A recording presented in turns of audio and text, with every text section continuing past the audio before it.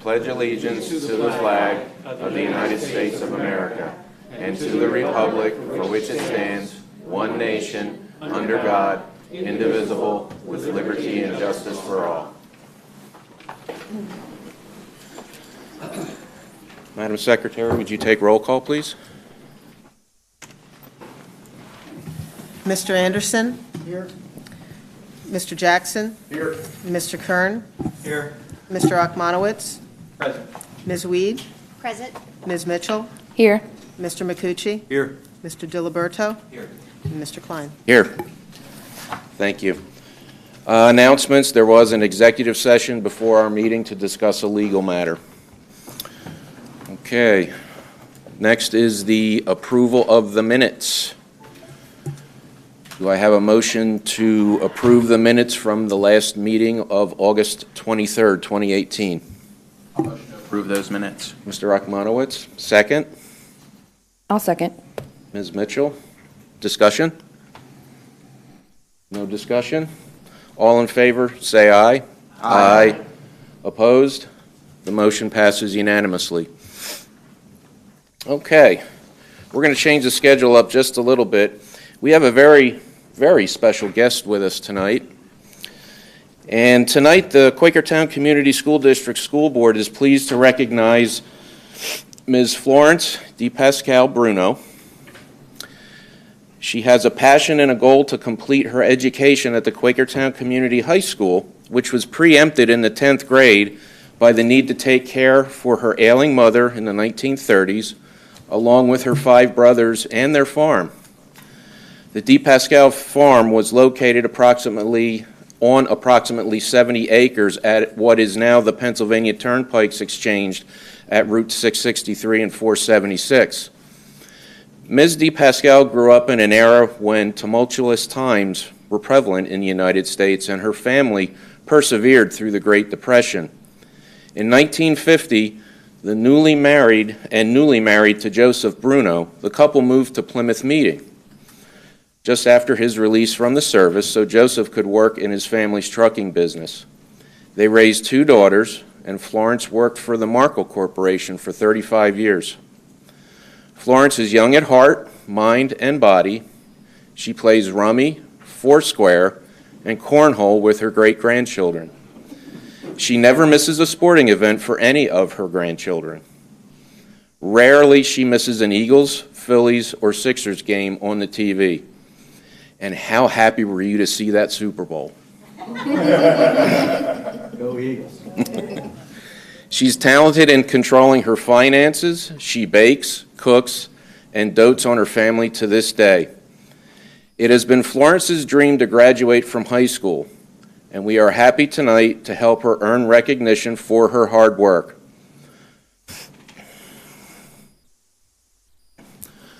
Florence, please accept this honorary diploma from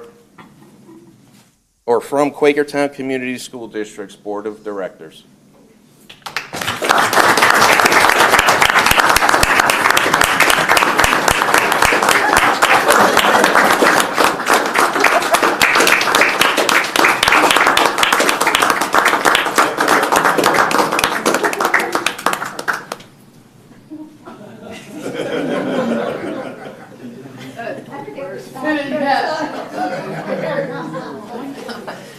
So cute. I'm going to tear up over here.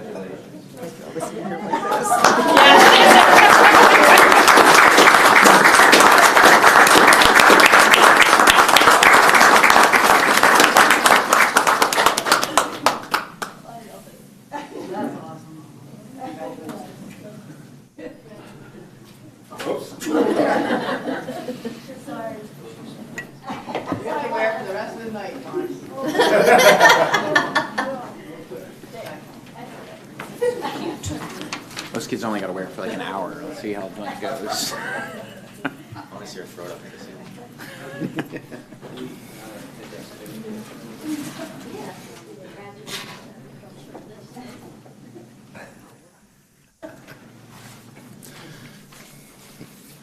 Ms. Bruno, I don't want to put you on the spot, but if you would like to say anything, you're more than welcome to. Commencement speech.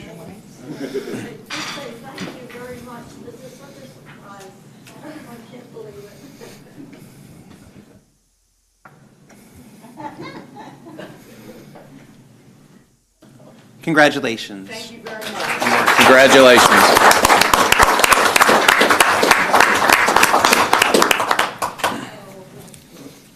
Now you can go get a job. Yeah.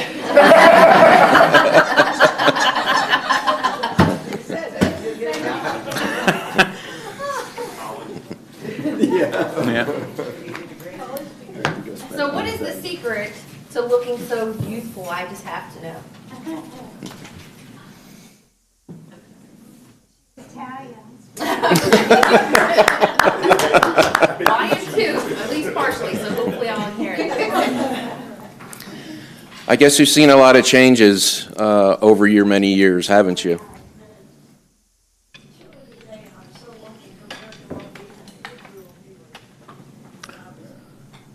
Where are you going to go for spring break? King of Prussia. May I tell you a little bit more about this wonderful woman? Please. She began in the factory on the graveyard shift, so she could wake up her daughters and be home when they came home from school and put us to bed. And then she took a daytime job in the factory when we were older. And as an adolescent, she was given a promotion of being the assistant to the new department of advertising. And I remember her going to night school to earn the skills. She did my focus.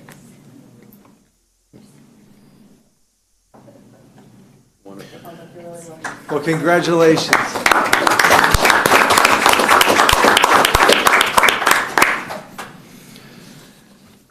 Thanks, What? everybody, for coming. Thank you. Thank you very, very much. That was a welcome. You're more than welcome to stay and hang out after your graduation, or... They give you the moment last name is written. That's right.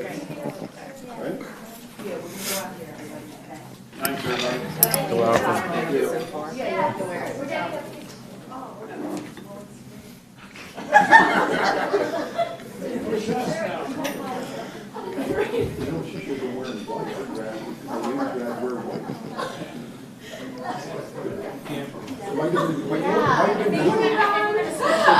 Might have been blue back in. It might have been blue back in the 1930s. Might have been.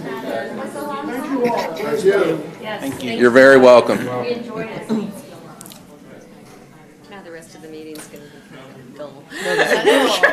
Pales in comparison. One thing off here. That's fine. Thanks, buddy. Really appreciate it.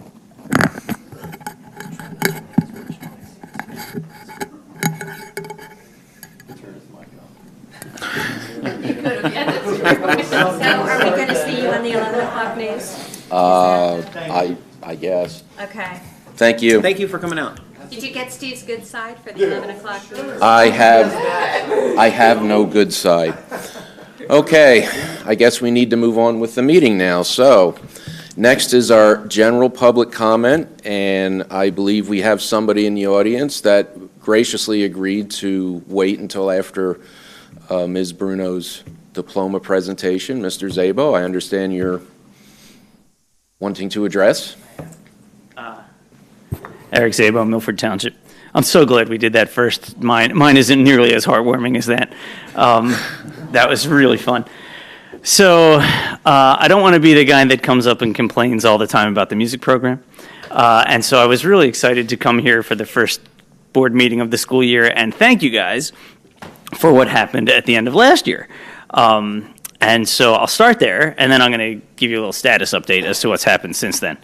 So at the end of last year, we found out that the 12, there were 10 years ago, there were 17 music teachers, right? And last year we were at 12, and they were thinking about knocking it down to 11. And we pleaded with the board to maybe reconsider and see if, that 12th position could be saved, because 12 people doing the work of 17 was getting hard. And I don't know if you remember, but Ron Jackson met with all the music teachers and proposed to modify the budget to allow that 12th position, and there was a unanimous vote to keep it. And that was awesome, and I can't thank you enough for your support and your understanding. So that was, I wanted to make sure I get that out there. But then there's been some things that have happened since then that I wanted you to know about. So in the summer, there were some rumblings about filling that 12th position with someone that has a strings background. I don't know if you know, but Quakertown currently does not have an orchestral strings program. We have band and choir, instrumental, wind and percussion and brass, and vocal. And so some of the music teachers were a little confused and asked administration, wow, you're looking for a string teacher? And they had replied back in an email to Mr. Parker that they are not starting a string program this year, and they just stated they're looking for someone with strings experience in case they wish to embark in a string program at some point in the future. So that was August 12th or something that Mr. Parker received that email. Then right before school started, they hired a teacher for that 12th position, and somehow they managed to hire this teacher without any kind of audition, listened to by a music expert in the district. I know they did reach out to Mr. Parker and Mr. Lechner and Mr. Santinello, inviting them to come to the interview, but they only reached out like one business day before, and conveniently, Mr. Parker and Mr. Santinello both had band camp, which they've had every year for the last God knows how long, and Mr. Lechner was away on vacation. They were not invited to any second round interview. There was no attempt made to postpone or reschedule the interview. So somehow we hired a music teacher with no music expert really verifying that they're good at music or that they're qualified to do that job. So I thought that was strange, right? And then we find out 2 days after school started that Dr. Harner announced they're starting a string program. And you'd think, like as the music support group, we'd be really excited to have more music going on. But it turns out that Dr. Harner's been wanting to start a string program since he got here, and all of our music teachers, every single one of them, has advised against it because of the logistics of scheduling and sharing rehearsal rooms and figuring out budgets. And unless you have a really good plan, starting a new program really takes away from the current program. So what ended up happening is, we fought to save that 12th music teacher position.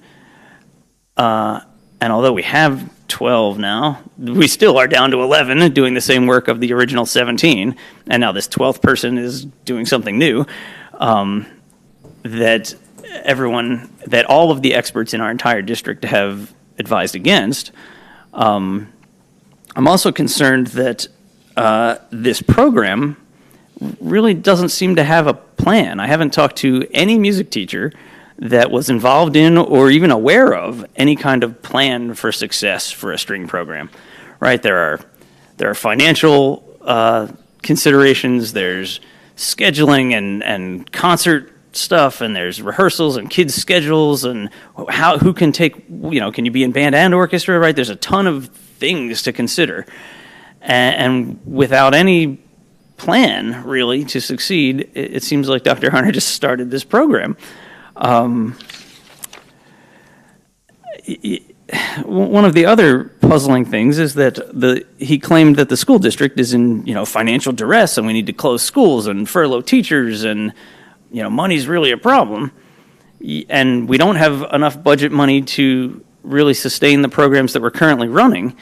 Yet he launches a new program that doesn't have a plan, and it kind of reminds me of the $500,000 that we dropped on a dance studio, and there's now 6 people in the high school, I believe, signed up in the dance program. I hate the idea of the taxpayer money being wasted on. I love that we hired a 12th music teacher in theory, but the goal was, and I don't know if you remember that meeting, the question came up, what will that person teach? And Dr. Harner said, the administration and the music department will come to an agreement as to where it can best be used. It doesn't help the current music department at all, right? And so they're still down to 11 people, despite that unanimous vote, despite the intention of the vote that the school board did.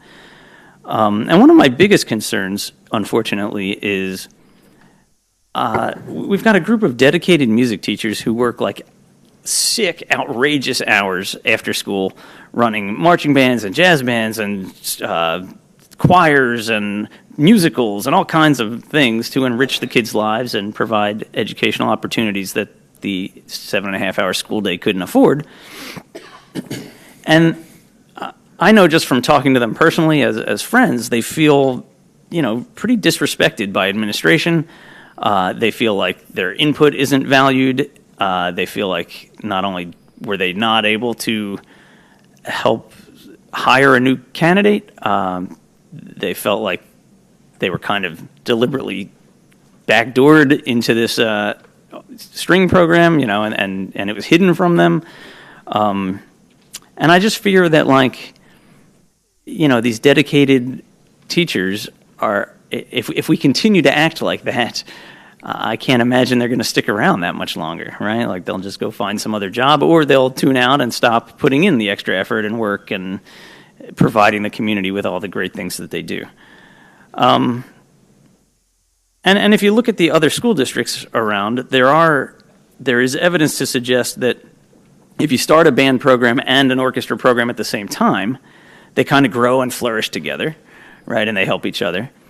But there have been several schools in our area that had an established band program, and when they decided to start a string program, it decimated their existing program due to budget and scheduling and all kinds of conflicts.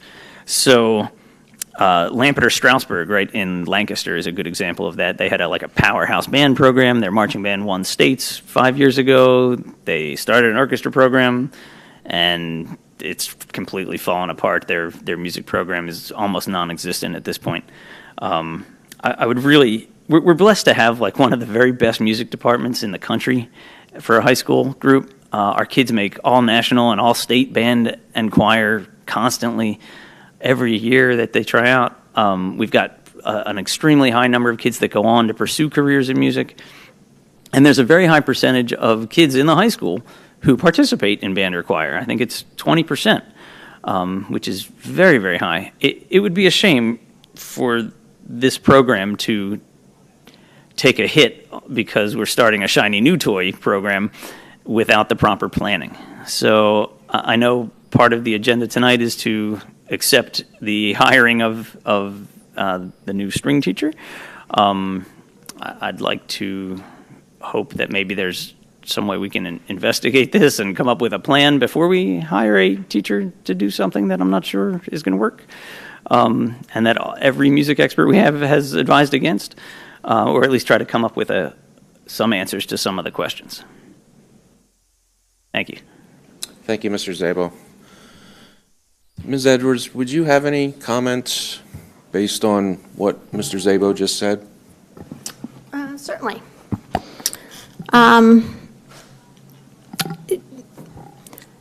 To tell you a little bit about the strings program first, because we are very excited to be able to offer this additional opportunity to our students. We are beginning just in the elementary school, where it would be a pull-out lessons on a rotation for 4th and 5th graders. The teacher that is on the agenda tonight for approval is an experienced instrumental teacher, both in strings and in band instruments, from another school district who is extremely highly regarded. Very excited to get started, has already provided information at all of the back-to-school nights and so forth at elementary, well, the ones that have taken place, and then the additional ones that are taking place this week, and has had quite a bit of parent interest in having this additional opportunity. So we're very excited to be able to expand the program, not to try to start an orchestra program in all grade levels.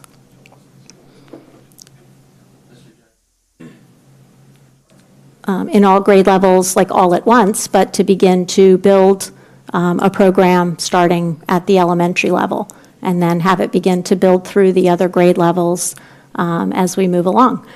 I don't think it's appropriate to do a point-by-point discussion of the points Mr. Szabo raised. No, I'm not asking. I think there's a lot of secondhand information that perhaps he has that may not be, that I know is not accurate. And personally, I'm very confident that under Mr. Santinello and Mr. Parker's leadership, all of the music programs will be able to flourish as our choir and band programs do now.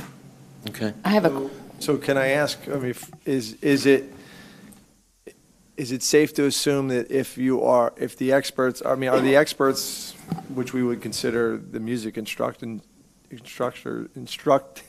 teachers here in our district, are they against it? I mean, do we know that? Does the administration know that? Some of them are absolutely opposed to beginning a strings program, not all of them. So if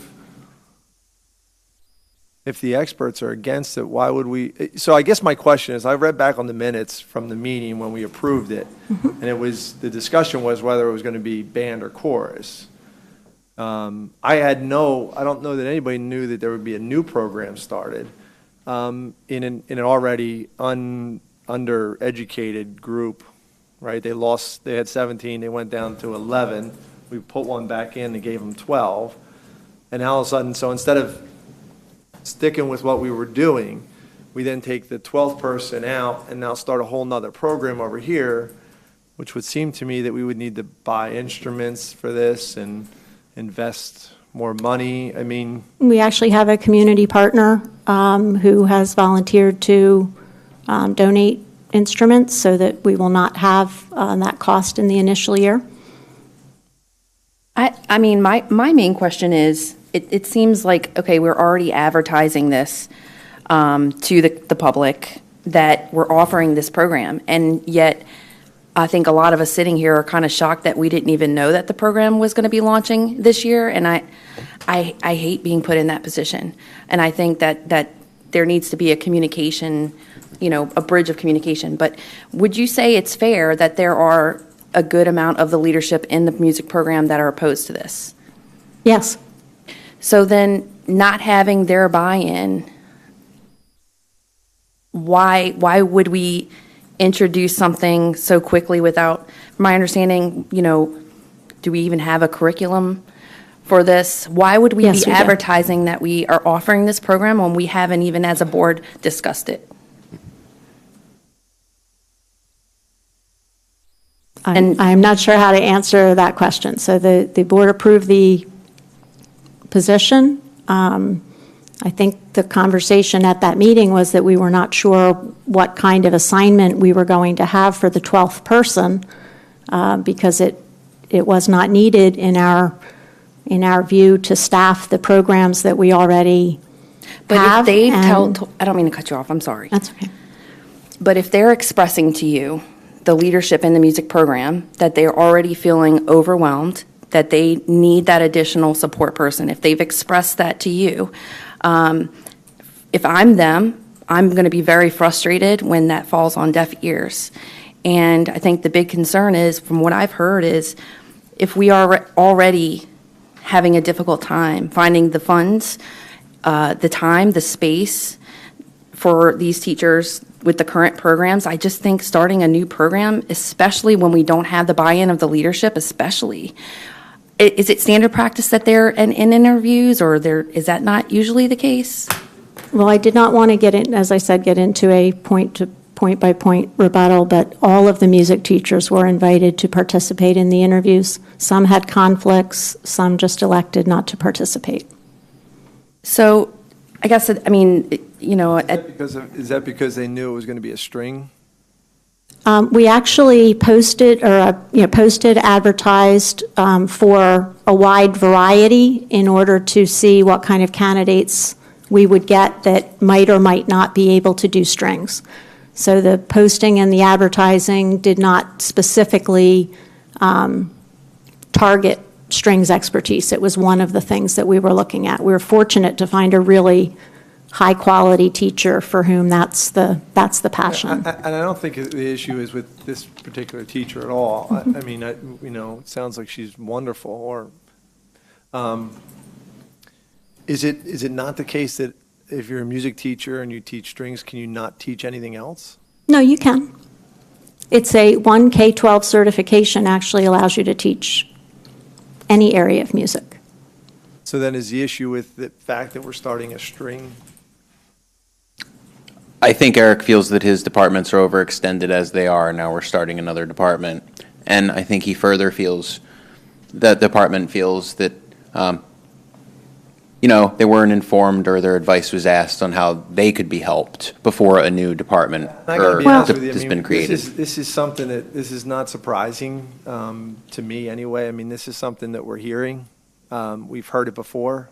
I think we've expressed our concerns about it before, both here and in our retreats about, end user involvement.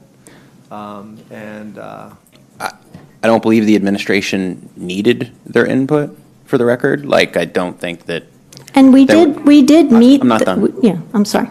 I don't believe that it was required. I think they have the liberty to create these departments as they see fit. That's their job. I feel that it made it to this point is why I'm worried. We're ready to hire somebody. We have this. No one even knows about this. None of us sitting up here until you're going to present it to us right now, and now we get to vote. And I think that's where you were coming from, where we find out at the last minute, and there's an expectation we're going to rubber stamp. And there's a lot of questions. And Well, Dave, I think that the fact of the matter is, when I look at it, look, I'm not a music expert. So what I would say is, has this been blessed by people in the district that we know are high performers? Right? So that would be my answer. If I had a group of teachers and they said, yes, this is the person, this is the way we should go, then we would have to rely on that information. None of us are educators up here. Well, I'm sorry, one of us is. And I would not think a musician. That involvement is important for me to know and judge my vote based on what do we think. I agree that it may be the right idea to move with a string. I have no idea. I haven't had any chance to even evaluate it, talk to anybody. So I was surprised because I was at my kids' elementary school this week for the open house, and they mentioned it. And I had no knowledge of this being something, but. right, that's part of my problem that I have. You had said that, oh yeah, we took care of that for an introductory year. What did you say about the instruments? Can you repeat that? The and elaborate? instruments will be available at no cost to the school district. Forever. For this year. For this year. I do not know the answer to forever. And herein lies like another problem. Like, that and- sounds great, but it sounds like a salesy thing. I mean, we're going to develop this whole program around free instruments for 1 year. That too that needs to be talked about amongst, the board. If I may make two comments, Dr. Harner did reference this in his blog, the strings program and the teacher that we had identified. And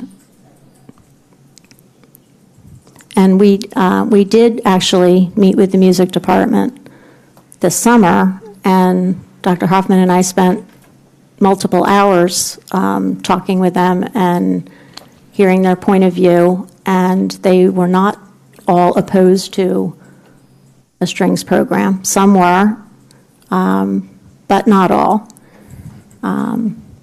So it is not accurate that we did not seek their input or sit down with them and listen to what their thoughts were and what their recommendations would be for the use of the new position. We don't agree with them, but that doesn't mean that we didn't listen to their input and take it seriously. I understand that. I'm still upset where we That was ended up. Mr. McCucci's. That was to Mr. McCucci's point that we had not consulted them. I think. Edwards, would this be something best put to the curriculum committee? Certainly could be. Pardon?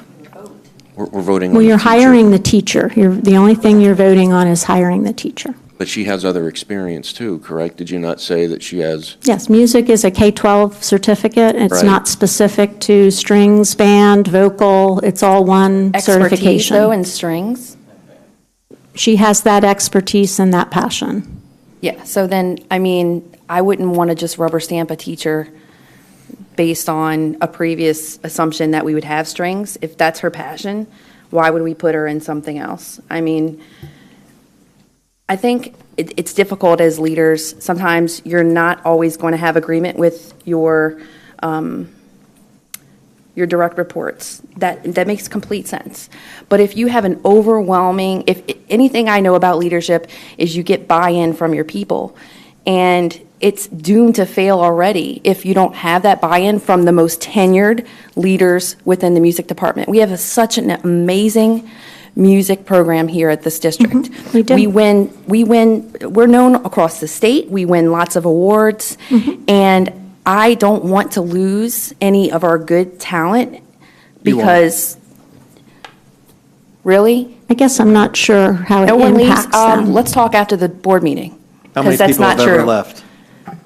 I'm not gonna go on the record. Well, I'll talk to you about it after the meeting, but trust me, when you're that talented, when you are in the top of the state, how hard is it for you to find something else? I'm saying these people, they love this district. That's why they're working all these hours. The system would put them, if they moved to a school district, on the bottom of the heap.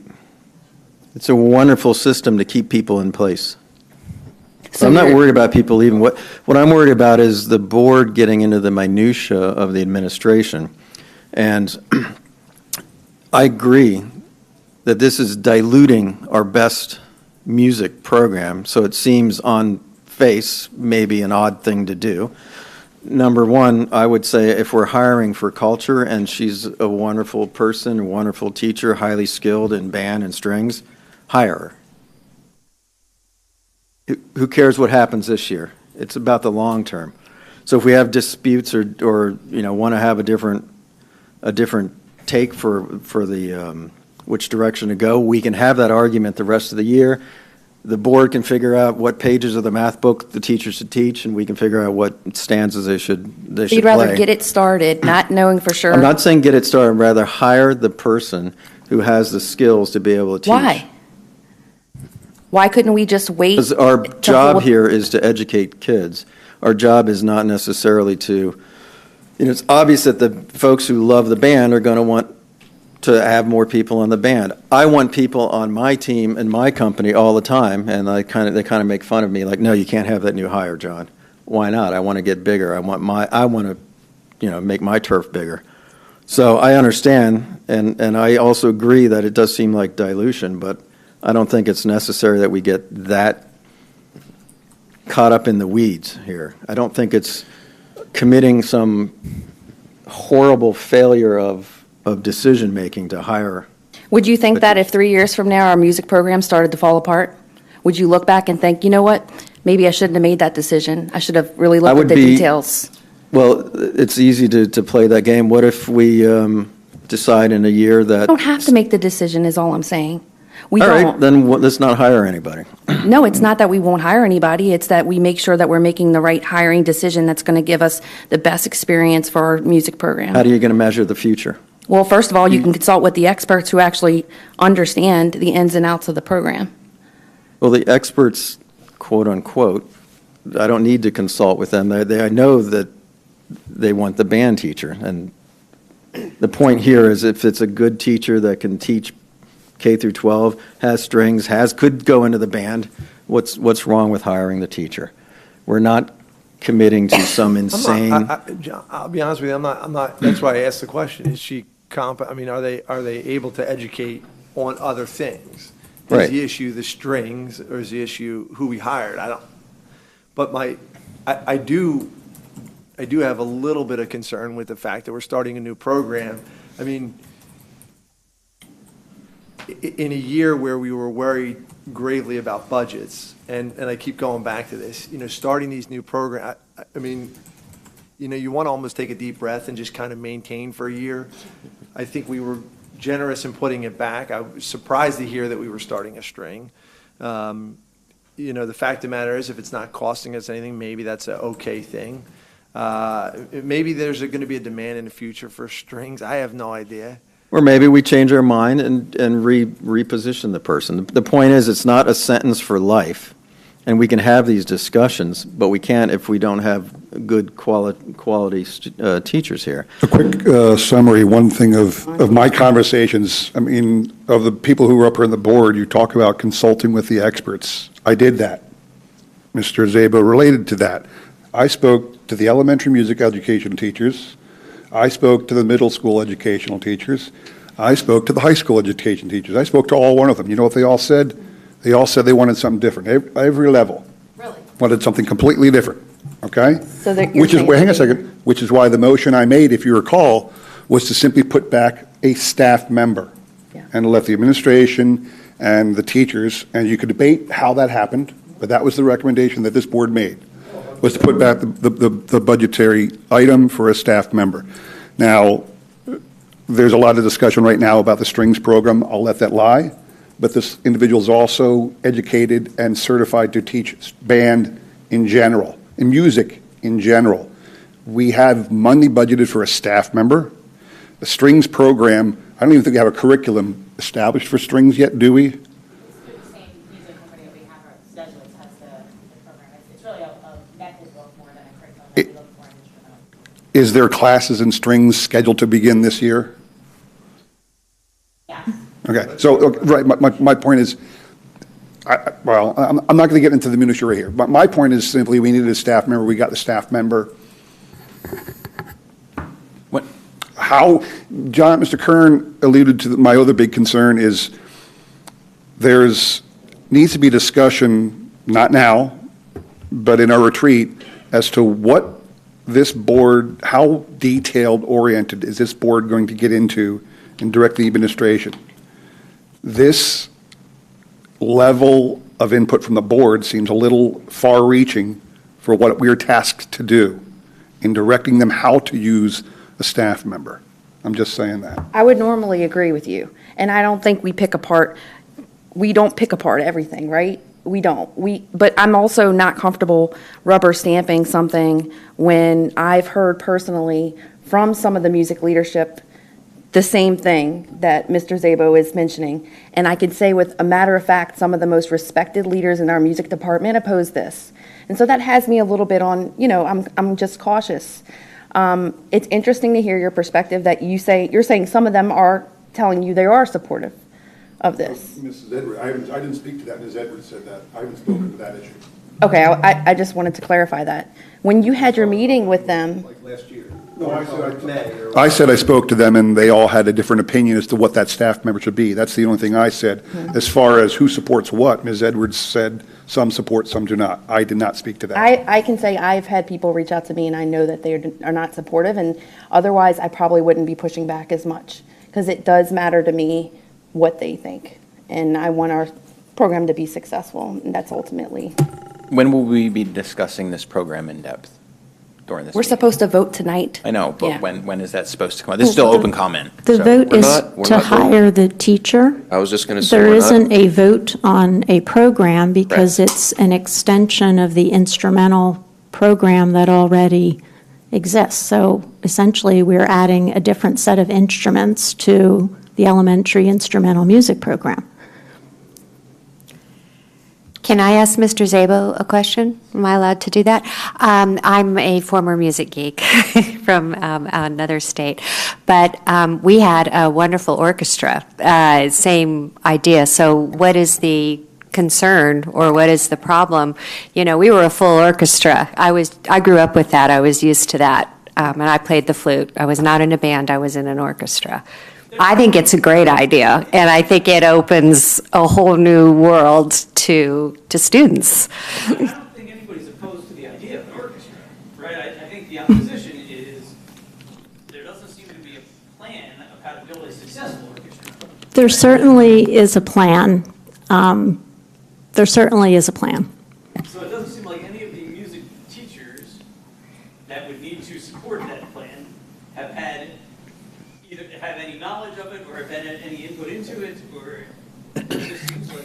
I am not going to comment on personnel in a public meeting. I don't think it's appropriate to debate that point with you, okay? Ms. Edwards, quick question. You said that this is an elementary, and I did read this, that it's an elementary level strings program. 4th and 5th grade instrumental. Is her entire lessons on time going to be strings. taken up teaching strings? Will she have other duties in general music at all, or am I delving into the minutia myself now? Well, we would determine the precise schedule when the level of interest is established. So theoretically, if there are enough students that are interested, it could be her full schedule. Otherwise, it may not be. and if it's not her full schedule, then she could do other things to assist and help the existing components of She the music can teach department. any area of music, K to 12. Okay, thank you. So again, one other thing, though, to your point there is what we are doing then, as described, actually is a benefit, I see, as a benefit to the students. We're always trying to expand the options for our school into what they can teach. I'm Yes. sorry, I'm going to pick on something Mr. Zabo said, but this is a sore point with me. The dance studio, when people talk about it wasting money, I'll always bring back the fact that it paid for itself by the charter schools students who came back. So Did we really even bring so anybody anyway, back? let me just take it one step let me finish further. my I got point here. one more Let me question, finish my though. point real quick, though. I believe that it's a benefit in its face just to give more options to our students. So you have one string teacher teaching fourth and fifth, correct? Yes. So what happens when they get to sixth? We have a plan in place to be able to continue strings instruction in sixth grade, and then beyond that, we would be recommending an additional staff member. Yeah, so therein lies the next problem. So, which is, it's a new program, and the foresight into what's going to happen down the road is something that we're going to have to decide. And so, I agree, sometimes getting into the minutia affords us the ability to look into the future. And asking questions and debating these topics, not necessarily a bad thing, but it affords this board the knowledge that they're going to have to make a decision, not today, but you're setting up the future. And if, maybe one of us or two of us will be up here, and maybe we won't, but setting it up for having to figure out whether you're going to cut programs or spend more money. Did you have a comment, Mr. Zabo? Just to clarify, although the certification is K through 12, any kind of music, it's kind of a shortcoming with the Pennsylvania certification. Mr. Lechner here, sitting next to me, is qualified to teach any music K through 12. But Mr. Lechner has been teaching choir for, a lot of years. And if all of a sudden you stuck him in a clarinet sectional and said, hey, teach these clarinets how to make music, he would struggle a lot, I'm sure. Nothing against him, but there are areas of expertise that if you were hiring a string, if your intent was to build a good string program, you would definitely want to hire a string specialist. And if your goal was to provide support at the high school choir for accompaniment and stuff, you would definitely want somebody that focuses and has a specialty in that. Although they're certified to do anything, that's a horrible experience for kids. But one of the reasons I brought up the fact that this is an elementary position that's being created is because the elementary level music teachers were adamant that they felt they were hampered. And again, the middle school level teachers felt they needed help. The high school level teachers felt they needed help. But the elementary school level teachers felt they needed help in instructing general music still. So that's why I asked about the duties of this individual. It's based upon the interest in strings at fourth and fifth grade level. Nobody sitting How do here we know that? No, and again, my point is nobody sitting here is going to know that number. Okay. But That to hasn't been determined. To have the ability to have an elementary level educator, if her duties just end up being teaching us general music, then that's something that the teachers asked for that we provided. If she happens to also have the ability to teach strings and that chance comes down the road, aren't we so much the better? Okay. Ladies and gentlemen, I think we need to move on. There'll be certainly time ahead to discuss this further. I don't know that we need to do that right now. So I'm going to move forward with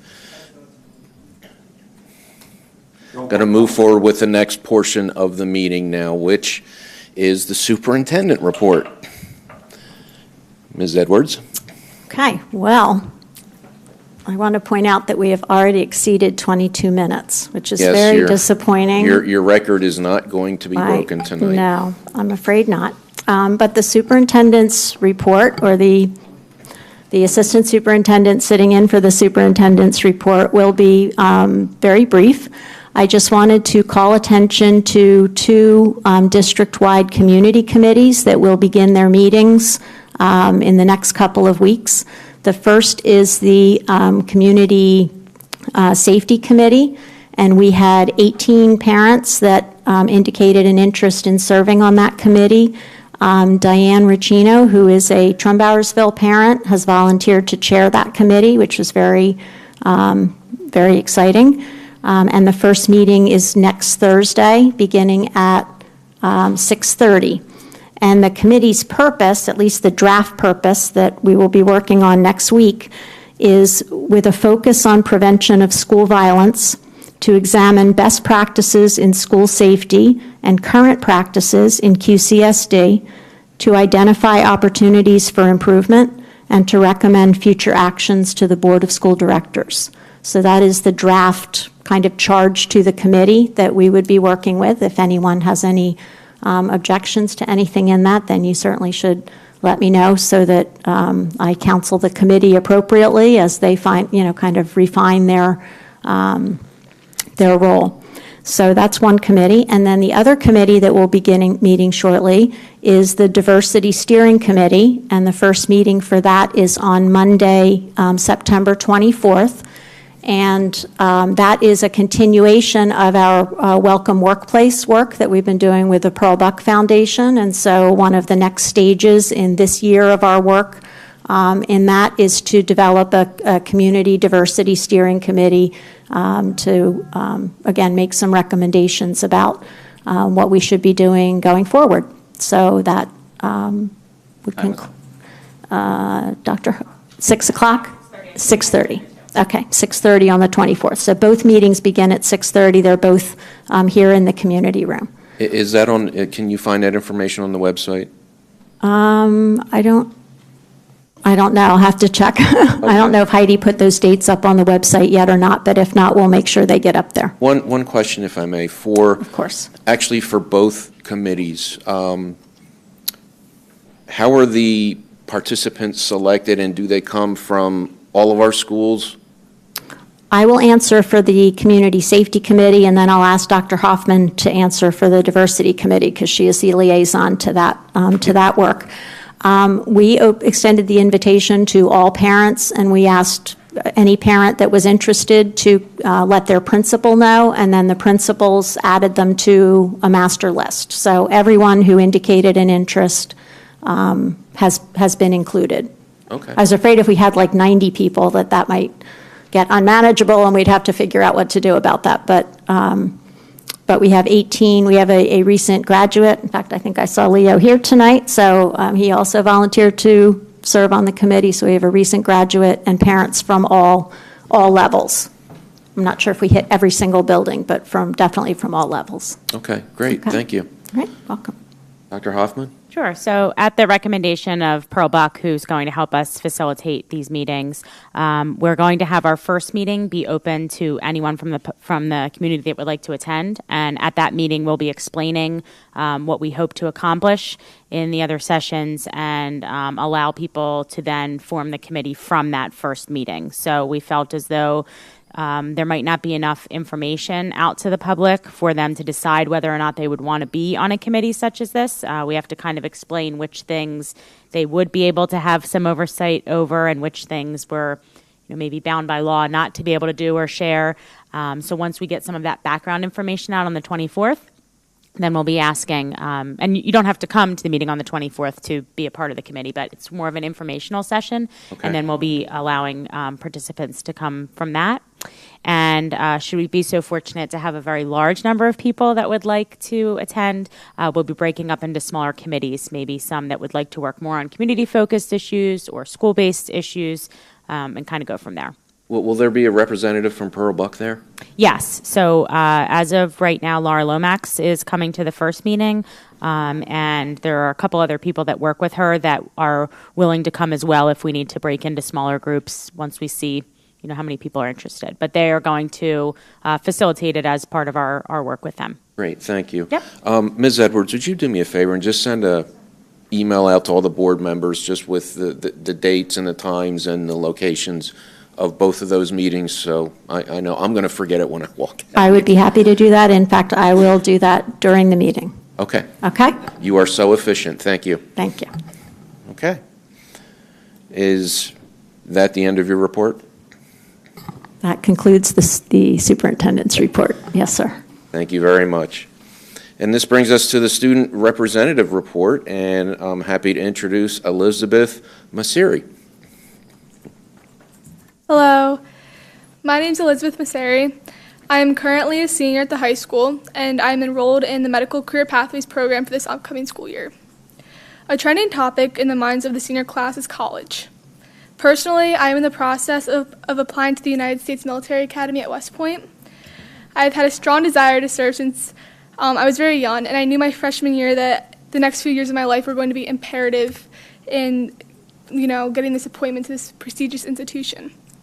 As a senior, it is incredibly satisfying to see that my hard work has paid off, being that I am currently ranked 5th in one of the most competitive classes to ever pass through Quakertown High School. However, my grades are heavily attributed to the amazing teachers I have been lucky enough to have. Not only have they equipped me with knowledge, but they've also been inspiring and motivating me to be the best person and student I can possibly be. They have also written beautiful letters of recommendation that have already been sent to Congressman Brian Fitzpatrick and the 2 state senators, Pat Toomey and Bob Casey, as well as the military academy itself. Additionally, I would like to thank my guidance counselor, Mrs. Roth, for her consistent support during this application process, and the guidance secretaries. There were multiple times this past summer where I found myself in their office with questions and requests regarding my West Point application and my ROTC applications.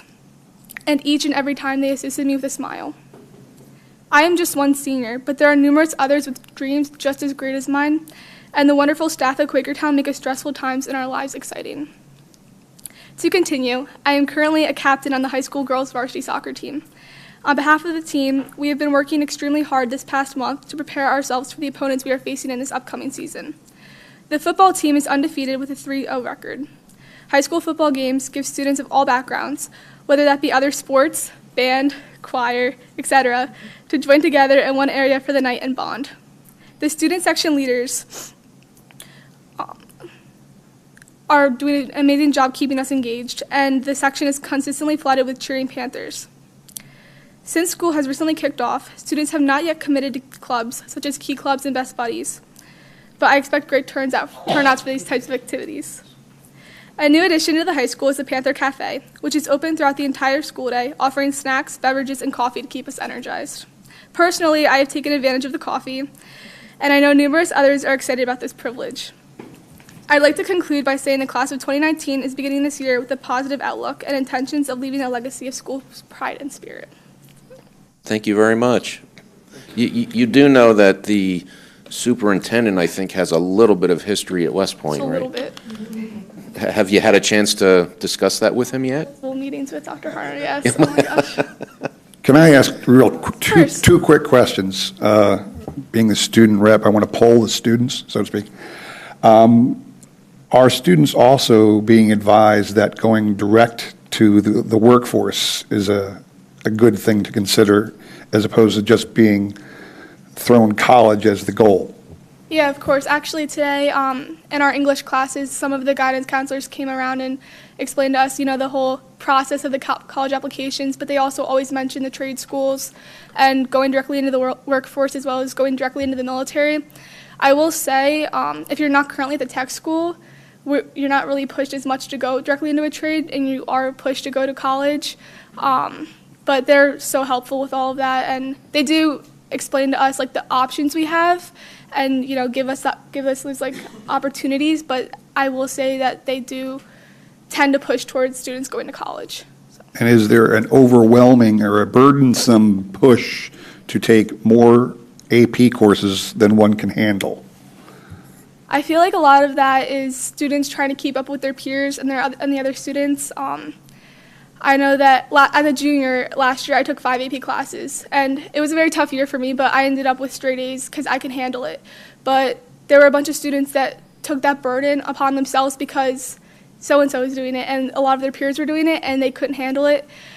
So I do think that the teachers and people feel this pressure to take AP classes, but it really needs to be an internal individual decision, because I think a lot of the pressure is coming from your peers who are taking those classes, and you're just not up to that level.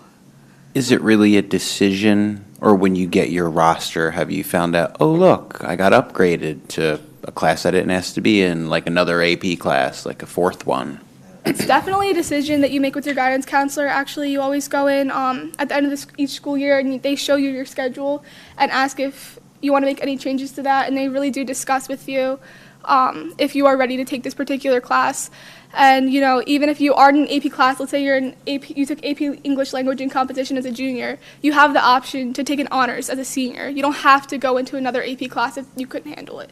But if you did take an honors as a junior and you did handle that well, you have the option to move up to an AP class. So it fluctuates, but yeah. What's your favorite subject? Gosh, I love English. I love writing, but I'm also very interested in biology. Mrs. Hoffman, great AP biology teacher. I loved that class. I'm also in anatomy this year because I want to go into the medical field. So I'm really interested in those types of classes. And AP psychology, oh my gosh, Mrs. Eisenman, one of the best teachers. I loved that class, but yeah. You know, last year we had some discussions about the stress of being in school and taking a lot of AP classes and, you know, how some students handle it better than others. What was your secret? How did you handle having 5 AP classes, if I may ask? That's a great question.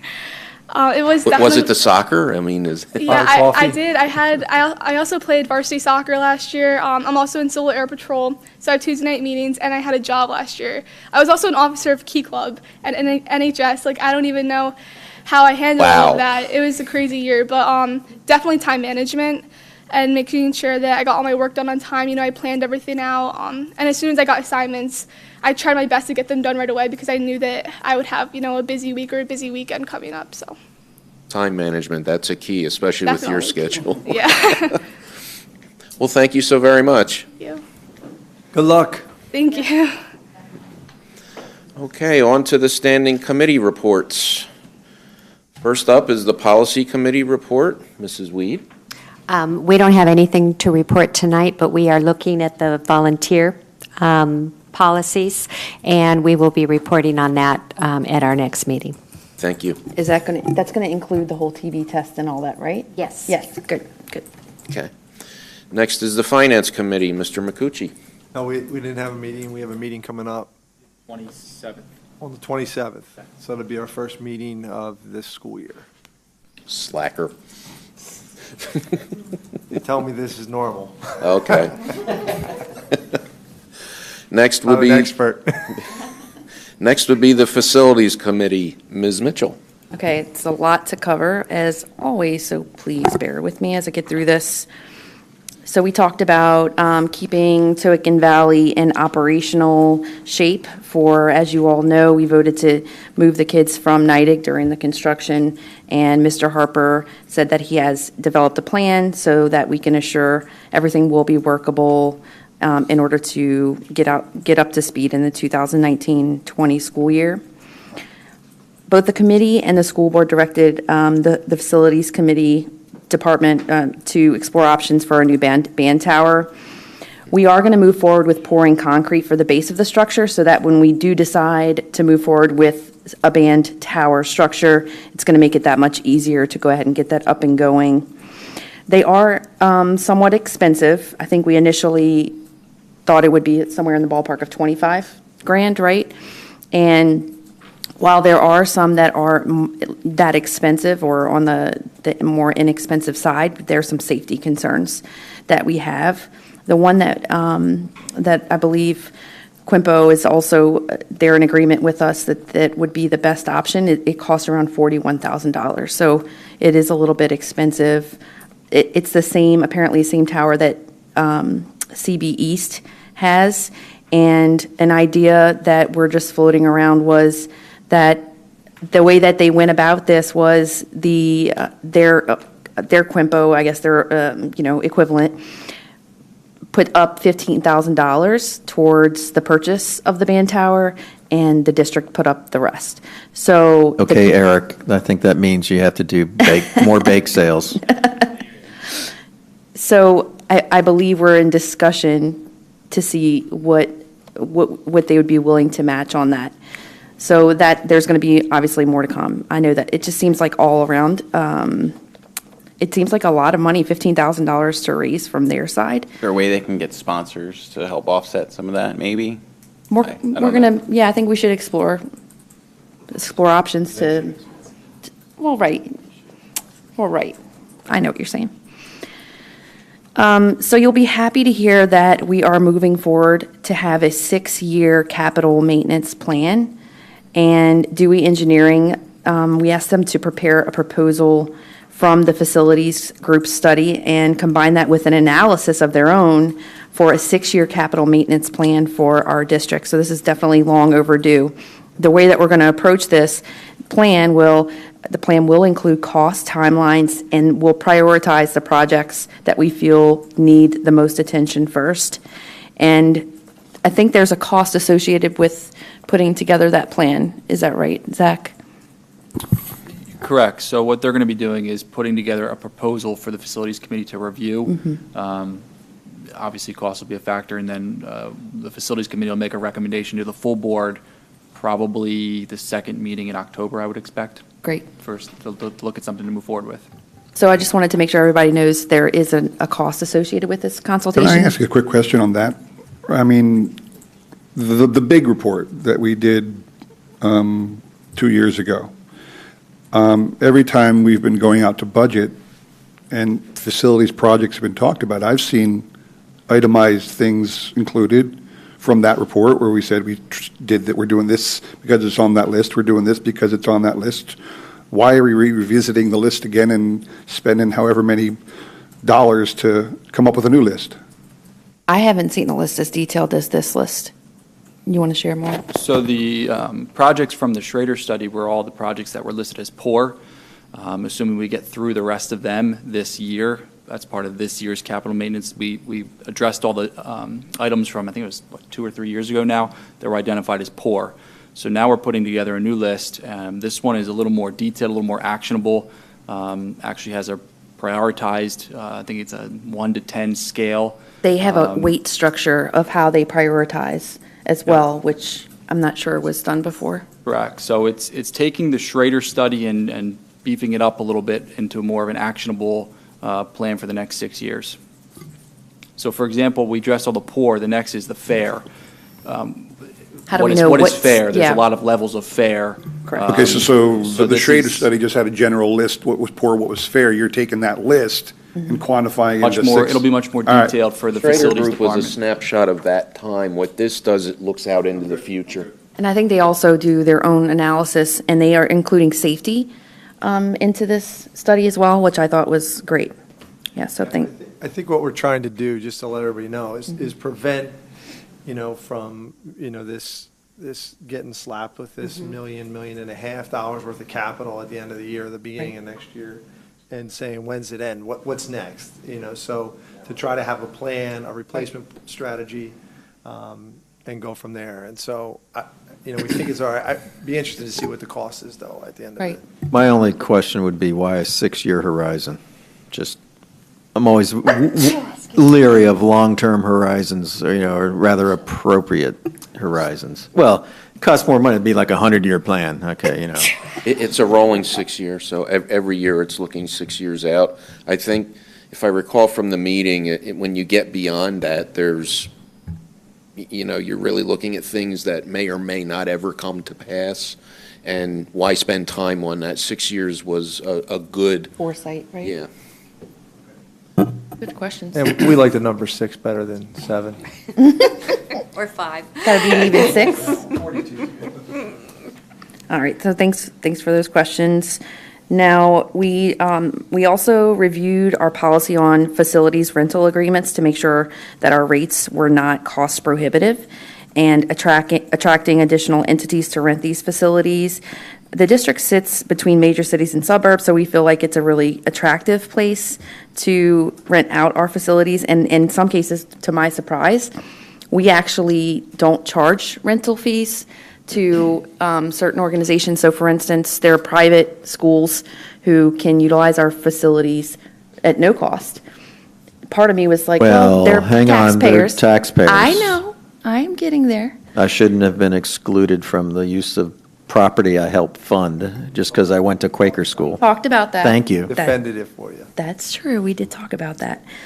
So my suggestion was that, we would take a look at how we're doing this, and we could always look at things on a case-by-case basis, but you gave the example, Zach. It was really compelling about the people like utilizing for certain big events, things like that are, they're taking a lot of resources, I guess, in some cases.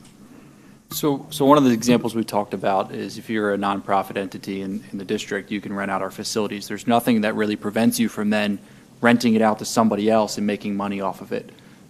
So that was one of the things we wanted to look at. Are there loopholes in our policy that we need to address with how we rent out our facilities? So what we're doing right now is just doing some research, exploring, seeing what other districts do, looking at our costs, some other districts' costs. And the other part of this, if you remember, we had the conversation about the cadets because they're not a district entity. More than 50% of them are not. Our policy actually says you can't rent our facilities. So that's also part of this study that we're doing.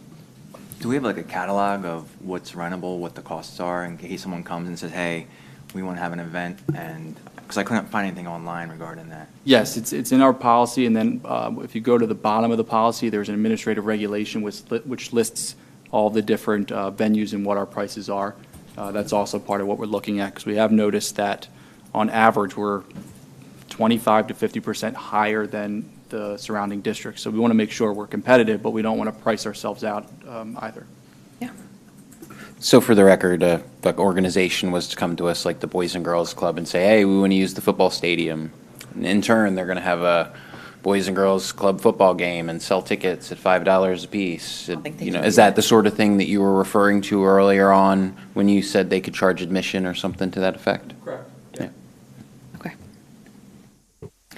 There is a new mandate. It's somewhat vague in the language, and this is regarding the school water lead testing.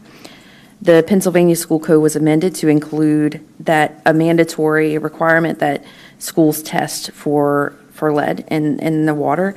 And this, of course, could be an increased cost for the district. So Mr. Harper did say that Milford Middle School and Nidec had issues with lead in 2016. Of course, some of you might remember that. And I think that if you choose not to do the lead testing, then you have to have an open meeting with the public, something like that. Right. So as of now, we have plans to move forward with putting together a plan. I think it was a every other year type of thing to test. 3 years. That's sort of what the industry is talking about, school districts are talking about. There's not a whole lot of guidance right now from the state, so we're waiting for a little bit more guidance and detail on what this actually means and needs to look like. The 3-year was one of the things that I've heard discussed at like business manager meetings is you put together a 3-year rotating schedule. So year 1 you do elementaries, year 2 you do middle school, year 3 you do high school, and you just keep rotating. Yeah. Is a way to address it, and then that's your public comment on why you didn't do the other 2, but then you're also addressing the testing as well. And we reduce these costs by doing this in-house as much as possible, was my understanding. I believe the last time we collected the samples, but that'd be something. Right, just Kelly collecting Harper, the samples. Yeah, we can't test it. You have to send it to a lab. Right. Okay. So we have an update on the architectural studio, the high school renovation project that is 99.9% complete. There is an area of concern regarding high humidity in the office and some of the classrooms, depending on the outside weather. There's no common denominator is what we've been advised as to why this problem exists, and we're trying to figure out at this point which company is going to pay the additional cost. And right now, we need to figure out what is the root of the problem before we can figure out who we're going to request to pay for that. An update on the summer capital projects.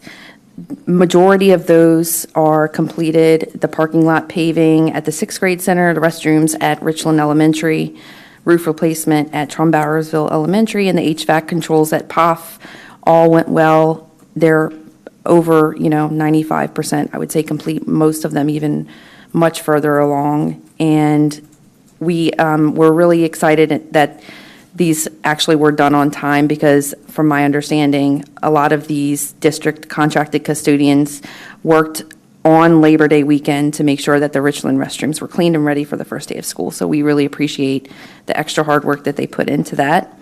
An update on the Alumni Stadium scoreboard.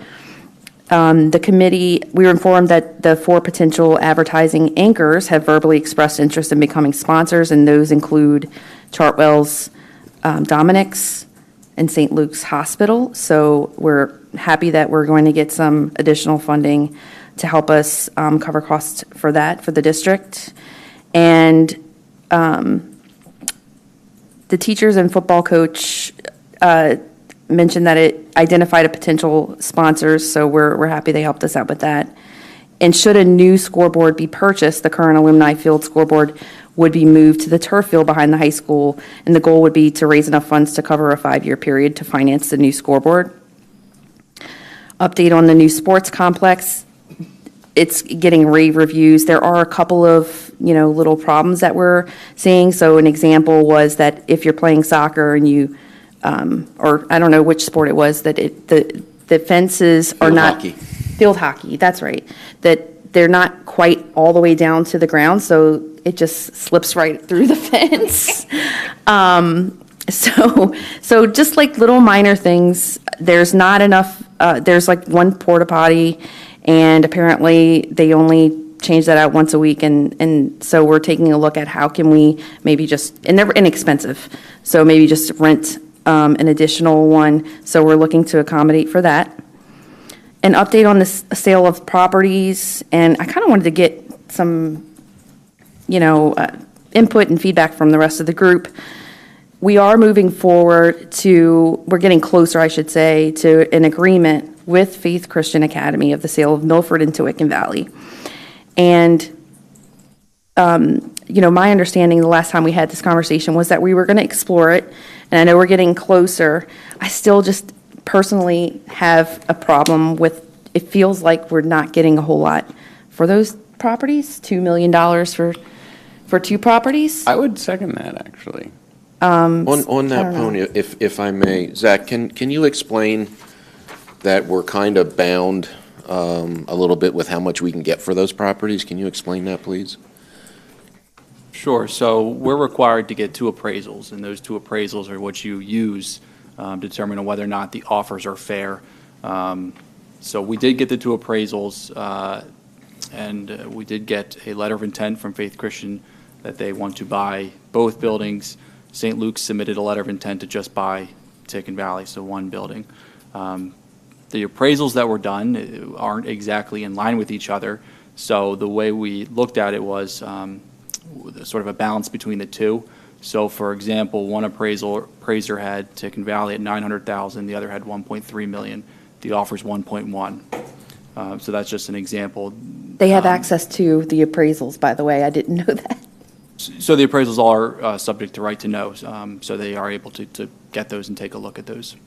So you're concerned because we have an offer on the table for the appraised value? I'll explain a little bit further. That's a fair question. So because just, and of course, I'm no expert, which is why I reached out to a friend of mine who recommended someone else that I speak with. And I just wanted to understand a little bit more, are we making a sound decision? And the good news is we're not using a realtor for this, so I guess that can be looked at as good and bad, but that saves us a lot of money, like over $100,000.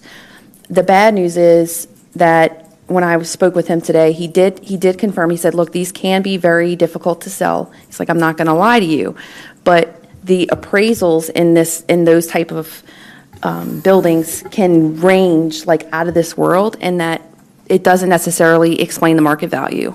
And that's where a realtor would come in, and it makes sense, right? We got 2 appraisals and they come in the middle, and I just feel like if we needed those buildings down the road, we're not getting a lot for them to let them go. No reason to rush to sell these properties. Granted, we have projections that our numbers are going to shrink, which we all know is just, you can't bet on that. And if we sell these buildings, all we have is a few hundred more chairs at one school. It's not going to allow the district the space we need to breathe. And selling both of these properties, I think, is a very irresponsible move. But we have all that land. Is the committee report the place to? There's have no this building. discussion? Oh, I think understand it's- there's no building there, but there's a lot of vacant land If sitting it's not there. appropriate, then we can, Yeah, where would it be appropriate? So I make sure I'm, Well, I think when it comes up on the agenda to vote on whether or not to sell the property, I think that's when we would have these types of discussions. I don't think we should wait till then. I'll bring it up in new business or something like that, I guess. Is that appropriate? You can bring up whatever you want in new Yeah. business. Well, we're not We're voting not, tonight we're on not that. close, we're not close to voting Saying on wait till that we yet. actually vote on that and to talk about it, I don't think that's the right thing, but that's just me. I mean, there will be other discussions leading up to that, I'm sure. My main thing is I if just we're- think that in the committee report, this really isn't the place. No problem, no problem. I appreciate the feedback. So, yeah, so we can talk about it here in just a little bit. So the last item is the Nidec Elementary School budget and project calendar review. Dewey Engineering did propose to us and gave us a sort of first crack at the figures, which would include, you know, the moving the kids to Tohickon Valley, leading up to that, all the constructions, the cost breakdowns, which is something that I requested, so I was really appreciative of that. It could change, of course. It did not include the $1 million savings from shifting the students, so there are some additional savings that we'll see when they give it a second go over.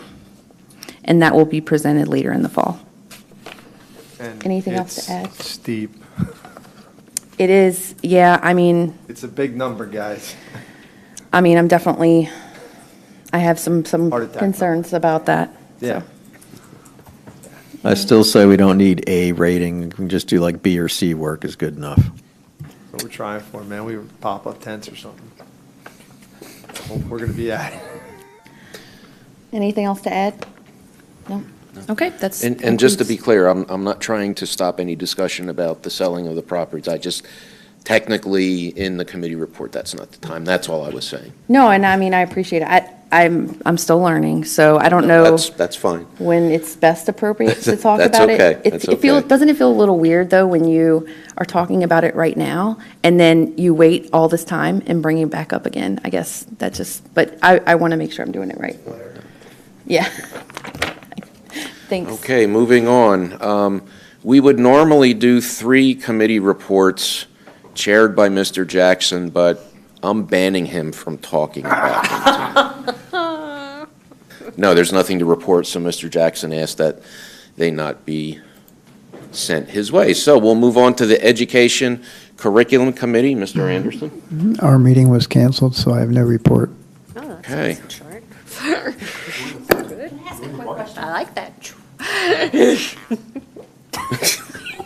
Oh, I love when you preface it that way. So when it comes to approving certain programs, like for instance, just throwing it out there so I can learn the strings, would that be something you all would have input on or discussion or? That, there's already, it's not really a curriculum because it's a process and then Zeswitz already has the program, so I don't know that it would really come to us. Okay, okay. Is that right? Is that the way that you all understand it as well? So because we already have an elementary music program with pull-out lessons and those types of things, there's really nothing new to seek approval from, technically, from that committee. And we don't have planned course statements for any of our music classes at the elementary level, so making one for this isn't really part of what we would do. Okay, thank you. Good question, though. Okay, next is the Upper Bucks County Technical School Report. Mr. Ochmanowitz? We did not meet since the last board meeting here, but I will make note of 2 small things. I want to thank everybody who came out to the open house on Tuesday. Additionally, just to remind all the parents and students out there, if you ever wanted to look at the student handbook, it is right available on the Upper Bucks County Technical School website. Thank you. Thank you. Actually, Mr. Akamanowitz, I had a question. Oh, good. To Mr. Jackson's point of school to work, is there a way that tech school students could get experience on any of the jobs that the district is working on? Like, for example, building a new school and they can get on-the-job training? That would be dependent on whether or not there was an association with that particular contractor who's bid in it is working on the job. Okay. I can't imagine the liability and other kinds of issues that you've just spoken to with that one statement, so just keep that in mind. I mean, it is a good idea in certain capacity. Like an internship or? Right. Yeah, no, well, again, an internship, it's about the companies that bid on the jobs and whether they're going to let them work on that particular job. Understood, yeah. And so it's not a bad idea. It would be nice, but we couldn't play favorites to the companies that were, so it would be hard to, yeah. Mr. Diliberto, there is work experience as part of the curriculum at the tech school. I'm not an expert on how that works. I would recommend, if you want to find out more, reach out to Mr. Jeff Sweeta at the tech school. I'm sure he can, tell you if what you suggested would even be possible, and if it would be, how we would go about making it possible, that type of thing. Sure. Okay. We already did the president's report, so we'll move to items for board action. If you all take the time, you'll read about the upcoming PSBA slate of candidates for 2019. We will be voting on those at the next meeting. However, for each position, there's only one candidate, so. That was my question. Is this like the nominated slate? Like that Yes, we it should is. vote for? Or is this all that's running? It's really just a formality. Yeah, it really I mean, is. they're our organization. We don't have a choice, essentially. We Well, yeah, there's no one running against them. No, we could say no to everybody, but, there's 500 school districts. If you want to say no just for fun, say no. For the and record. they'll still get on. What concerns me is nobody's running against anybody, and But we'd and make it the news. makes me wonder why it's like this. But we will be voting as a group, I guess, and that will happen at the next meeting. So if you have any questions, feel free to reach out on that. I'll email each one of these people directly. With 10 questions. Okay. Moving right along. Next is public comment on the fiscal items being presented for vote tonight. So do we have anybody that wants to make public comment on the fiscal items up for vote tonight? Okay. That moves us to the fiscal consent agenda. Okay, on the agenda is the Business Services Department is requesting approval for the production agreement with Music Theater International for royalties and materials at a cost not to exceed $918.50 for the Strayer Middle School musical Mary Poppins Jr. Motion to approve.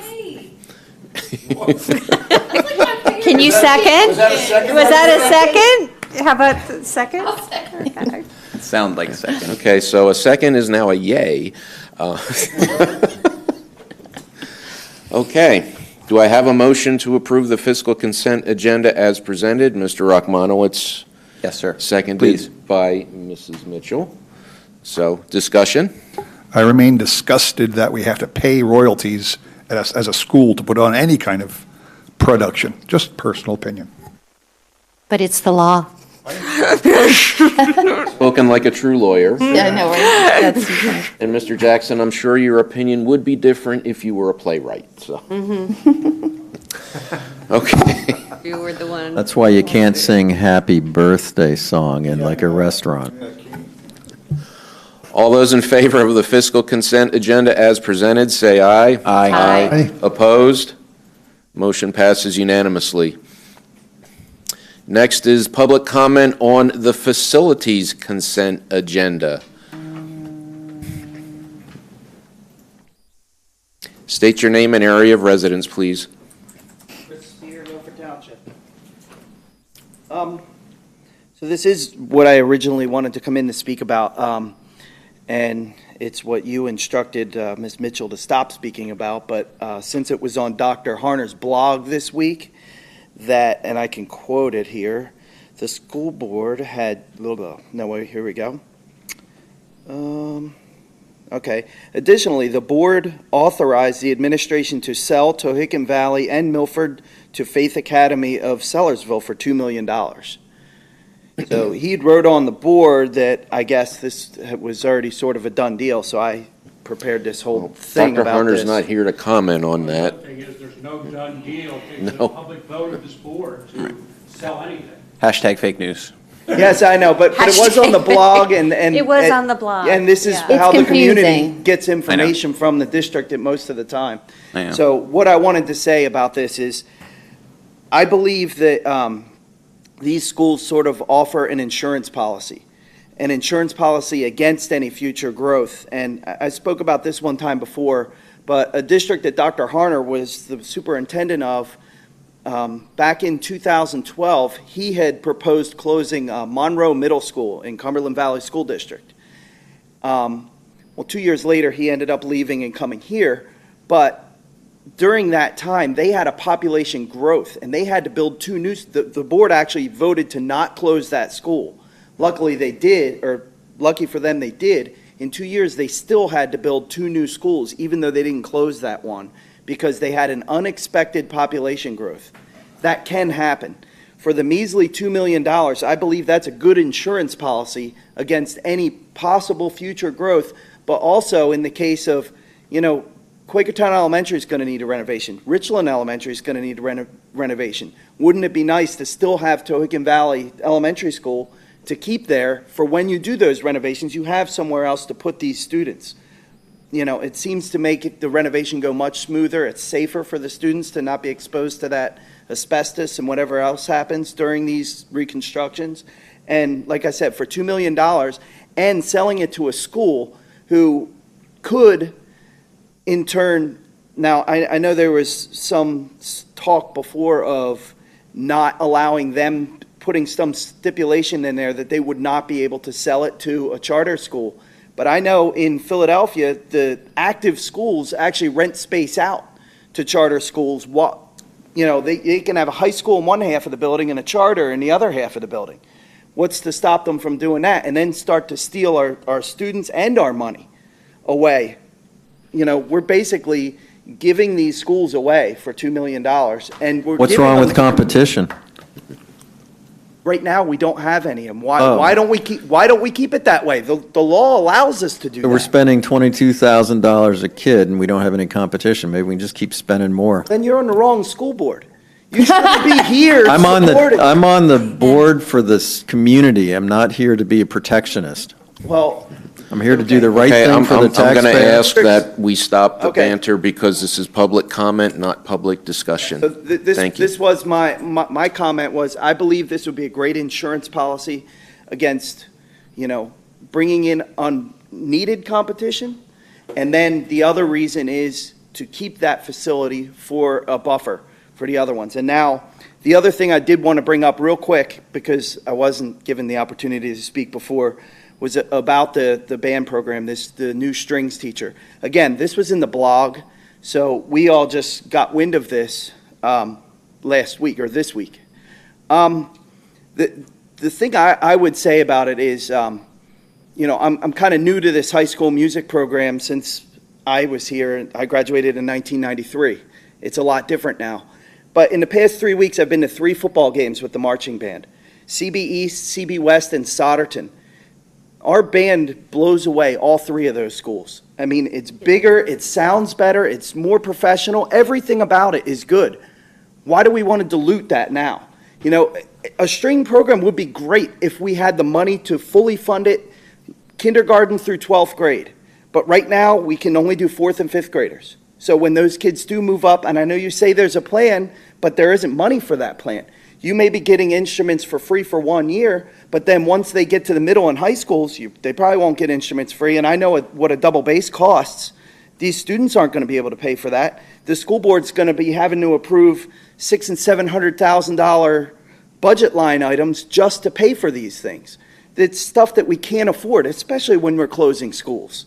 I've had the same argument about other things, but you can't close schools on one hand and say we're having a budget crisis, and then on the other hand say we're going to add this new music, we're going to add a string section. And one other thing was this should be considered a new curriculum item. So this should come up, I believe, maybe the solicitor can explain this, but if the board determines that this is a new curriculum item, you could vote on that and not necessarily the teacher. So if you vote against this new curriculum item, now see, that's a gray area. You know, the administration is saying, well, it's not a new curriculum area, but there's no set rules on what can be considered a curriculum and what can't. So if you determine it's a curriculum item, then you should have the vote to approve that. And that's all I was going to say. Thank you, Mr. Spear. Okay, moving to the facilities consent agenda. On the agenda, we need a motion to approve change orders E58.1 and E58.2 for the Quakertown High School rear sports complex. This is for electrical construction. I'll move. Okay? Second. Second. Discussion. All in favor, say aye. Aye. Opposed? Motion passes unanimously. Next up is public comment on the human resources items being presented for a vote tonight. Recommend you pull A if there's going to be a discussion on A. Okay? Or can we go as far as pulling just the one line item versus about the music teacher? Is that permissible under the agenda to pull one item? Yes, with the concurrence of the school board, yes. Okay, does everybody agree? Yes? Yes. Yes? Okay. Then we'll pull that one item. Okay. For the human resources consent agenda, we have professional staff, we have unit pay, we have support staff, we have substitute staff.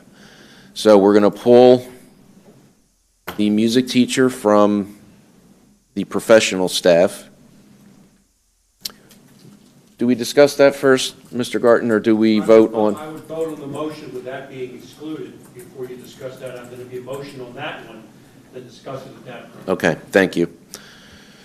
Sorry to have to check with you there. I just want to make sure I did it right.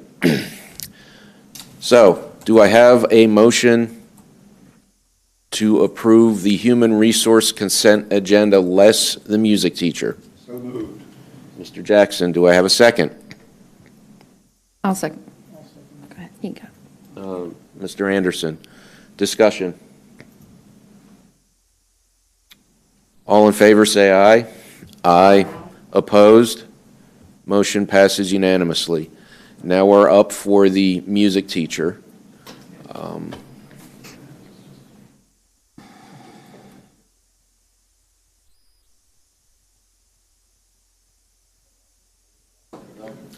We already did. We already did. We need a motion. You need a motion on the music teacher. Yeah, I'm trying to find the teacher's name. It's under the executive content in the It's under A? Okay. item A, executive. I'm sorry, I'm not finding it. Here? Professional staff. Yeah, I'm in there. And then, Pardon? Well, I think we have to motion or something first. A, 3, B, Megan Edinger. Okay. No, this isn't. It says temporary employee. Well, she would be a TPE if she would win. Okay. That would be what she. Is it Megan Edinger? It is. It is, okay. Okay, so we need a motion to approve the hiring of Megan Edinger. So moved. Second. Okay. Discussion. So I'm reading Mrs. Edinger, her profile on LinkedIn. My teaching experience has been predominantly focused on stringed instruments, having taught strings at both the elementary and secondary levels. I've also gained experience teaching elementary band and general music. I have an excellent rapport with younger students that has developed from my experience as a public school teacher, private instructor, lacrosse, softball, basketball coach. So, looking at her experience, she worked for the Norristown Area School District as well as the Upper Darby Upper Darby School District as a music teacher. So it appears that she has about closer to maybe 8 years experience, at least teaching in the public school area. that's fine and great. I still think I'm with the comments earlier that this is her, we're talking about her specializing in this program, and I'm not sure if we were to choose, I guess, I don't want to say choose, but if we were to encourage not to move forward with a strings program, if we would want to select this person, and what does it mean by temporary assignment? Okay, there are, one thing I wanted to respectfully ask is that discussing the qualifications of an individual candidate in the public session, I would not believe was appropriate. If you wanted to have a discussion about the individual, then I would ask that we have an executive session to do that. If you're discussing the position and the assignment, that's a little bit different. The answer to the question about a temporary professional employee, that is the school code language in Pennsylvania for a non-tenured contracted teacher. Okay. So temporary just means that she doesn't have tenure, and then after the requisite number of years and satisfactory evaluations, you would vote again to make her a professional employee, meaning that now she is a tenured contracted professional. So help me understand if I'm voting to say that she is going to be an employee, me discussing her qualifications, how is that inappropriate? We do not typically discuss the qualifications of an individual candidate in public session. Okay. That becomes part of a public record, and typically that is more of an executive session topic. Okay, well, just for the record, her information is public. So, anyway, I digress. How many of the music teachers out of 11 were in favor of this? Since you did mention, and I don't want you to have to put forth names, I'm just interested, out of 11, how many were supportive of this? At least one of them. At least. Mm-hmm. 1 out of 11. We only spoke with some of the secondary people, was the people that we had the meeting with. So 1 out of everyone you spoke to is supportive of this. Does anybody else not see this as a problem? I don't usually poll my entire set of employees whether I should hire one. No, but it was kind of put forth that there was support in this, and it sounds like there is overwhelming concern, and there was one person who was supportive. If I was the band, folks, I would want to have, just like I said, I would want to have people on my team because I want my team to succeed. I don't think it's about that. Of course, I do. Why wouldn't it be about that? Because what they're Is it saying is we altruistic? already don't have the resources that we need, and we would like for this additional, the whole point of proposing and pleading to get this additional teacher was so they could have the support that they felt like they needed to be successful because they're already working, their butts off. And so we turn around and blindside them with this. So why And would we you don't expect get them to be the in support. favor of it?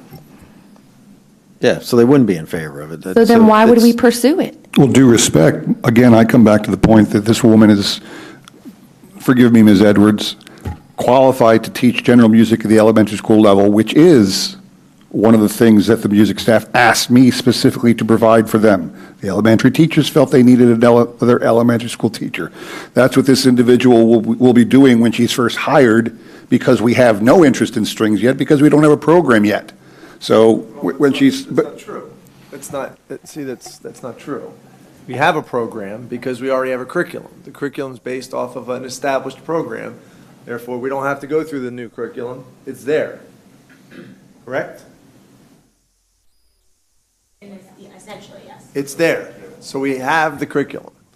We have donated instruments, correct? For 1 year. Oh. For 1 year, and we don't know how we're going to pay for it.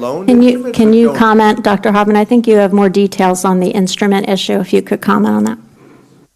Sure. So, part of this conversation can open a much bigger conversation about music instruments in general, which is that if you poll the majority of districts in the area, best practice is that a district should not own instruments, with the exception of large instruments or very expensive instruments, that we really should be getting out of the business of buying instruments in general, unless it's something, to use Mr. Spears, as like a double bass or a marching tuba, something that we wouldn't expect a parent to be able to to purchase. So the rental of instruments is the same as the rental of instruments for any other, other instrument we already give. We do have a partnership for instruments for the first year for all of our buildings at no cost, and we already have 3 community organizations that have shown interest. We haven't gotten a commitment because we haven't asked for a commitment, but have shown interest in purchasing the larger instruments for our buildings that we would have at no cost. So that would be something we would continue to explore, and something that our office is actually exploring in general. So we know that the music department has come before and asked for us to purchase instruments. This is really no different than that, in that it would be included as a part of my office's budget. And all of that has been, I can assure you, very thoughtfully considered by me. I don't know if this is allowed, but I would like to motion to table this vote until we see a long-term plan on how we're going to implement this. Is that allowed? You can always make a motion to table at any time. What I would like to see is, you mentioned that we'd have this for 1 year, and then down the road, we'd have to fund an additional teacher. I want to see more of a comprehensive plan on how to accomplish this goal, and I don't see why we have to make the decision tonight. Due respect, the money was budgeted to hire a teacher. We have a teacher willing to come in here. You want to say no now and not even provide a possibility of an elementary school general music teacher? Well, I think what you're trying to do is, so we're in a really difficult position. The board is in a really difficult position. And this is saying, well, I have an engineer. He happens to be an electrical engineer. I need a mechanical engineer, and I'm going to try to train him, and maybe that works and maybe it doesn't work.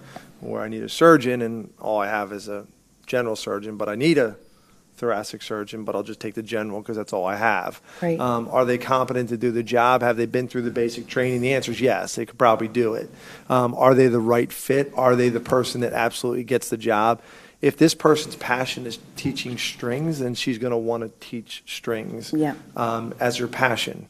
We hear from the teachers all the time why they're in their job, and it's for the passion of doing it. But in the other hand, they have probably already made an offer. I've got to imagine that's why it's here.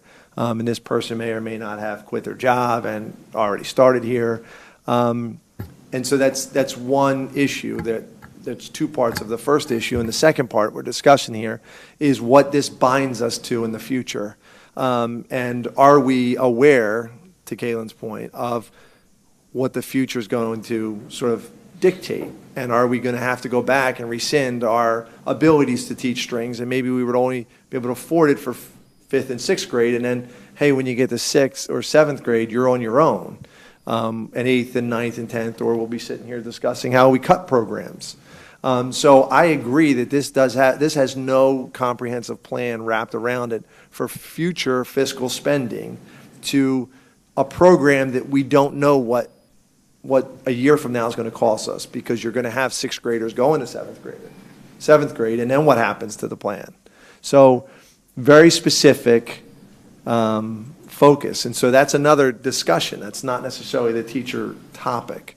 But there's essentially 3 different issues we're debating here. You think we could compromise and hire a good teacher and ask for impassioned presentation? Because I bet she has a very impassioned, to your point, I think you're probably right, that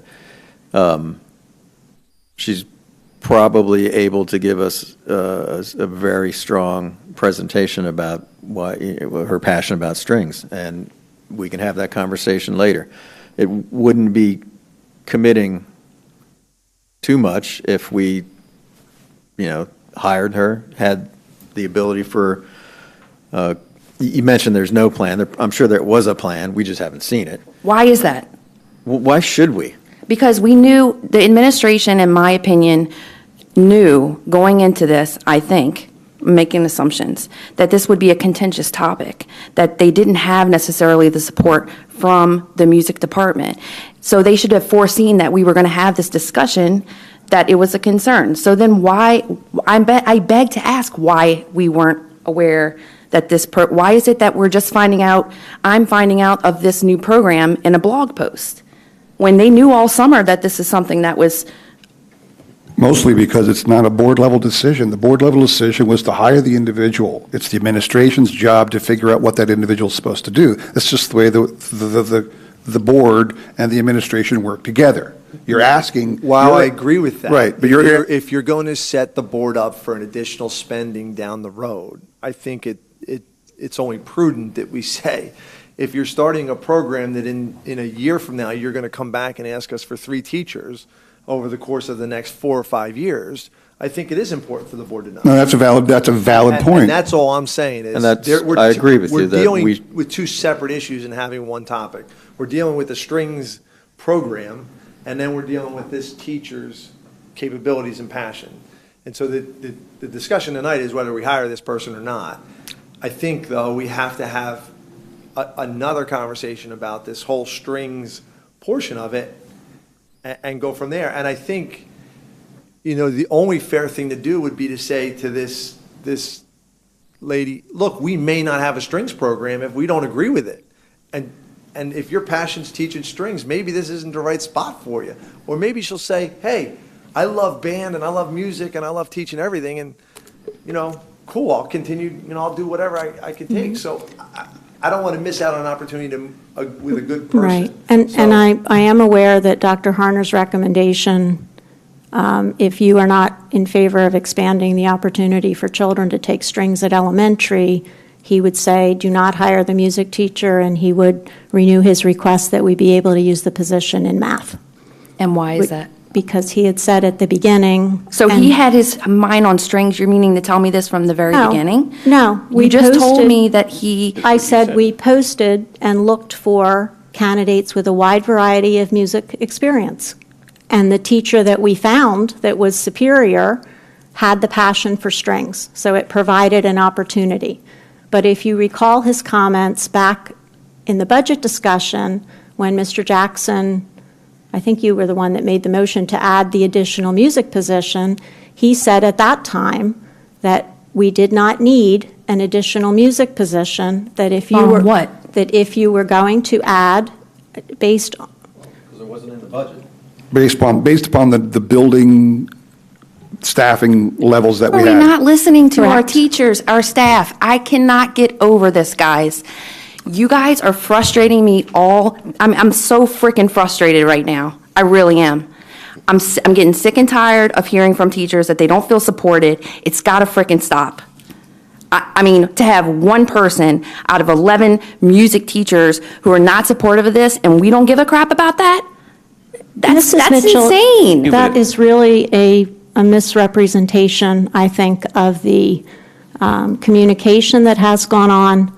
Maybe so, but I'm not convinced. And I'm sorry that the band teachers do not want us to expand our opportunities for children, to provide them the opportunity. That's not the case. Well, I can't come up with another They said that they reason need for it. resources to help them because they went from 17 teachers to 11, and yet their music enrollment numbers have not decreased.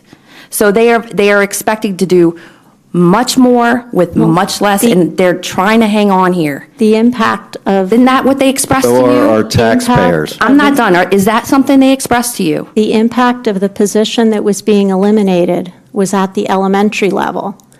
And we showed what was going to happen to the group sizes in elementary instrumental music as a result of reducing the position that was not needed because there's one less building. That is where the impact would have fallen. The position that we're proposing that was approved to be added would be benefiting the elementary level by providing an opportunity for children to expand the instruments they have a choice of to strings. Dr. Harner, I stated, I'm almost positive, in the meeting when the budget was approved, that we did not need to replace that music teacher, and that if you were going to approve an additional teacher in the budget, that he would recommend that it be dedicated to math, because we have some issues in math that we're working very hard to correct in terms of our students' preparation in mathematics. So I am just communicating to the board that his recommendation, if he was sitting here, would be to allow us to hire a teacher in math if there is, if there is an objection to expanding the instruments offered to students at the elementary level for lessons into strings, which typically has not been a board level discussion or decision. And it normally wouldn't be either, and if I didn't have if we had buy-in for this, this would not be something I would discuss. If we had a long-term plan, this would not be something that. We do have a plan. How are you don't always have a plan. We always have a plan. What's the plan We after always year have a one, plan. you mentioned? That there could be future costs that we're not even considering at this point. And it's risking a program that is highly successful, diluting a program that is highly successful. And part of me that I am taking very seriously the concerns of the experts in this program who have made it wildly successful. Well, Mrs. Mitchell, all of the administrators in the district are also experts in managing this kind of work. So the content level expertise is not the only expertise, and the objection to strings from the music department appears to be that they don't want to risk not having as many kids take band. So I'm not understanding what another reason could be for their objection. Something to consider about the constant use of your term dilution of the program. We're talking about, regardless of what this woman teaches at the elementary school level, she's going to be in the elementary school level. The middle school and the high school are not tasked with having any additional staff this year or next year or I don't know when, because we're talking about an elementary level teacher here. I do know that the band teacher at the elementary school level, at the time, would have loved, well, he would have loved an additional band teacher. Well, if this band teacher happens to be a strings teacher instead, I can't see how that detracts from his kids who are learning whatever band skills they're learning. If they happen now to have the choice to do the strings, it's still another teacher teaching music to kids with instruments at the elementary school level. I don't see the issue there. So if our music teachers, and I'm very interested in your perspective, Ron, I am, because you talk to them directly, but if their the whole idea of saving this teacher was because they feel like they're drowning and they need a little bit of support. Right, but who? Again, the elementary school levels wanted an elementary school position. The middle school level teachers wanted a middle school position. The high school level teachers wanted a high school position. We, the board, voted one person in there. The administration chose to make it an elementary level position. That's what it is. The high school. Are you constrained to teaching one grade level? From my understanding, you can, is that right? Right? Can you? I'd love to hear from you, Mr. Lechner. I hate to put you on the spot, but I really. I don't, if Mr. Lechner wants to come up and make a comment during the public comment, that's fine. Is there a reason why you wouldn't allow him to speak right now? This is a motion for the board. You've let people do it before. Bring them up. I'm sorry? I'll let you teach. It's your call. 2 minutes. Mr. Lechner, would you like to speak? I'm happy to, if you have a question, I could answer. I mean, what is your, do you feel like the position, oh, sorry, thank you. Do you feel strongly either way, I guess, about this position? Do you feel like it would be better served to support the current programs? What are your thoughts? my opinion on starting a string program is simply that if we do it, I want to do it very well. And obviously we're concerned that at this point we don't have orchestra rooms, we don't have instruments, we don't have scheduling for it. We want to do it in a way that we're working in conjunction with the administration to make sure that we do it really well and that it doesn't hurt anything else in the process. So, Perhaps that's a good reason to start at the elementary school level. well, of course you would. You wouldn't start at the upper level because there's no students. You have to start young and build them up, and they would move on through as they gain proficiency. You never would start it unless you automatically already had 40 kids at the middle school level to play strings, which I doubt that we have. So. Thank you, Mr. Lechner. President Klein. Yes. Can I motion To approve the hiring of Ashley Martin. Well, wait a minute. Motion to table. It's already on the table. We have a motion by Ms. Mitchell to table We it. didn't yet. She didn't make the motion. She Yes, said I she was did. going- Did she? And I got the did, name sorry. wrong. She did. She had not had a second yet, but she did make the motion. Okay, so moving to your motion to table this, do we have a second to Ms. Mitchell's motion to table? We do not. Okay. So then, Mr. Akmanowitz, you move to hire, There already is a motion on the floor to hire. that is, It is, yeah. you're correct, okay. Okay. Should this be a roll call vote? I would suggest, considering the discussion, it should be a roll call vote. Okay. Madam Secretary? Say the motion? Pardon? Do you want to say the motion? This will be a motion to hire Megan Ettinger as the elementary school music teacher. Mr. Anderson? Yes. Mr. Jackson? Yes. Mr. Akmanowitz? Yes. Ms. Weed? Yes. Ms. Mitchell? No. Mr. McCucci? Yes. Mr. Diliberto? Yes. And Mr. Klein? Yes. And I'll chime in with a yes. Or Mr. Kern, sorry. All right. I get no respect. Oh, you're here. I apologize. Okay, the motion passes 8-1. Congratulations, Megan Ettinger. Okay. Moving on to public comment on Office of Teaching and Learning items presented for a vote. No public comment on Office of Teaching and Learning consent agenda, which is a motion to approve the memorandum of understanding with Head Start regarding the pre-K program. Memorandum of understanding between Head Start and the Quakertown Community School District in regards to pre-K. There is information under the executive content section if you choose to review that. So do I have a motion to vote on the Office of Teaching and Learning consent agenda? So moved. Mr. So moved. Akmanowitz, second. Second. Mr. Kern, discussion? All in favor, say aye. Aye. Opposed? Motion passes unanimously. Public comment on policies and program items presented for a vote. Moving on to the policy and programs consent agenda. Approve settlement agreement for student number 18732. Approve agreement with the Pathway School for one-to-one services. And approval of board policies. Do I have a motion to approve the policy and programs consent agenda as presented? So moved. Mr. Anderson, second. Second. Mr. Kern, discussion. Somebody explain to me what the Pathway program does? Can somebody explain to me what the Pathway program does for the sake of it being on the microphone? Ms. Pallone?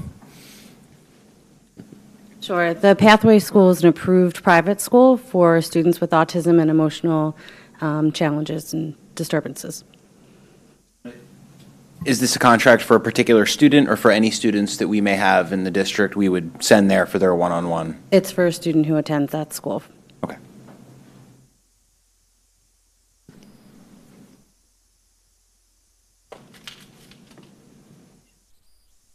Yeah, you need to take the vote. Okay. Okay, we have the motion and we have the second. Any further discussion? All in favor say aye. Aye. Opposed? Motion passes unanimously. Information items, school safety legislation, a listing of the school safety legislation which has been signed into law and as well as legislation recently introduced appears on board docs. There is, are there any communication items? No. Okay, this is board comment, new business. So, back to my conversation of earlier, You guys are loving me tonight, aren't you? I just want to get an idea of where everybody's, like, where is everybody feeling about the sale of the properties? I don't think we should be in any hurry to part with these properties that offer us a good amount of space in case we need to expand. Granted, they're not up to date, hugely new buildings, new buildings, but it's space, and we may need that space. And to part with these properties for a mere, forgive me, say $2 million is mere, because it is not. But it doesn't validate parting with the property, because if we ever to buy any property like that again, it's going to cost us far more than $2 million for one piece of property. We don't need to buy a piece of property. We have another piece of property. My point is, it's a building that we can use as a school. Forgive me, I should have been more specific. Without having to build anything. If we need to expand, we have classrooms. But we do have to put $20 million into renovating those schools. We don't actually have to renovate them. We can just open the doors. You do. No, not after they've been shut. To bring them back to life, we'd have to renovate them. That's what we're doing for TV. We're going back in there next year. Yeah, well, I think the way we structured that, it never really closed, so we don't fall into that liability there. I mean, my feeling is with regards to these buildings is it's almost like hoarding. Saving something for the what if, right? So what if all of a sudden we have 500 new kids in our school, and what if we could what if ourselves to paralyzation, like to be paralyzed, and quite honestly, we were part of big spending. We're going to be part of continued spending. Like, when's enough, right? So, look, I wasn't in favor of closing schools, and I wasn't in favor of this. It's the cards I was dealt. But I also think that, $2 million is $2 million less that we have to worry about taxing the community for in the future. That said, if we have 500 new kids and we decide we're going to put up a building, likely would be some new construction, because renovating Milford, we heard multiple times, is probably not practical. Hickam Valley's a tear down. It's a tear down. Mr. Garden, is a private school a taxable entity? This is a private parochial school, technically. It would be exempt from real estate taxes. And to Chris's, sorry, I don't mean it to that. I don't mean to point like that. The comment earlier about having them rented out to a charter, is that allowed, or you could put that in the deed, or? You can certainly put a deed restriction with respect to sale and use. You would obviously have to proceed to, first of all, prove that they're violating the deed restriction, and you would have to prove that in an equity action brought in court. Could we institute a right of first refusal back to us? You absolutely can include that in a deed or any other instrument. You certainly can require a right of first refusal to be conveyed back to the grantor, in this case, the district. So that'd be the simplest way to prevent it from going anywhere but back to us. Prevent a rental, however. So, How can you prevent a rental, which I think is what Ms. Mitchell was asking. You can couch it as a use as opposed to a rental. so does that mean that it covers rentals? I'm It confused. means the actual physical use. Not so much recently, but in years past, you would find when you did title searches, there were restrictions on uses because people that sold may have had the property next door, so there are the possibility of restrictions on uses. And you could identify what a use would be that would qualify as a charter school. Obviously, it's an enforcement issue. It's litigation, but nothing is foolproof. Let me say that right now. Nothing is foolproof. You could do a good job at trying to prevent it, but it's not foolproof. But we've talked to these individuals. As far as we know, they have no intention of renting out any space in those buildings. Mr. Shuck, you want to comment on that? Sure. I've met with them on multiple occasions and talked through details so that Mr. Garten had some level of detail when it comes time to put an agreement together. My understanding is that they would use Milford for their I don't know if it was K or first or second, whatever grade it started with up through 12.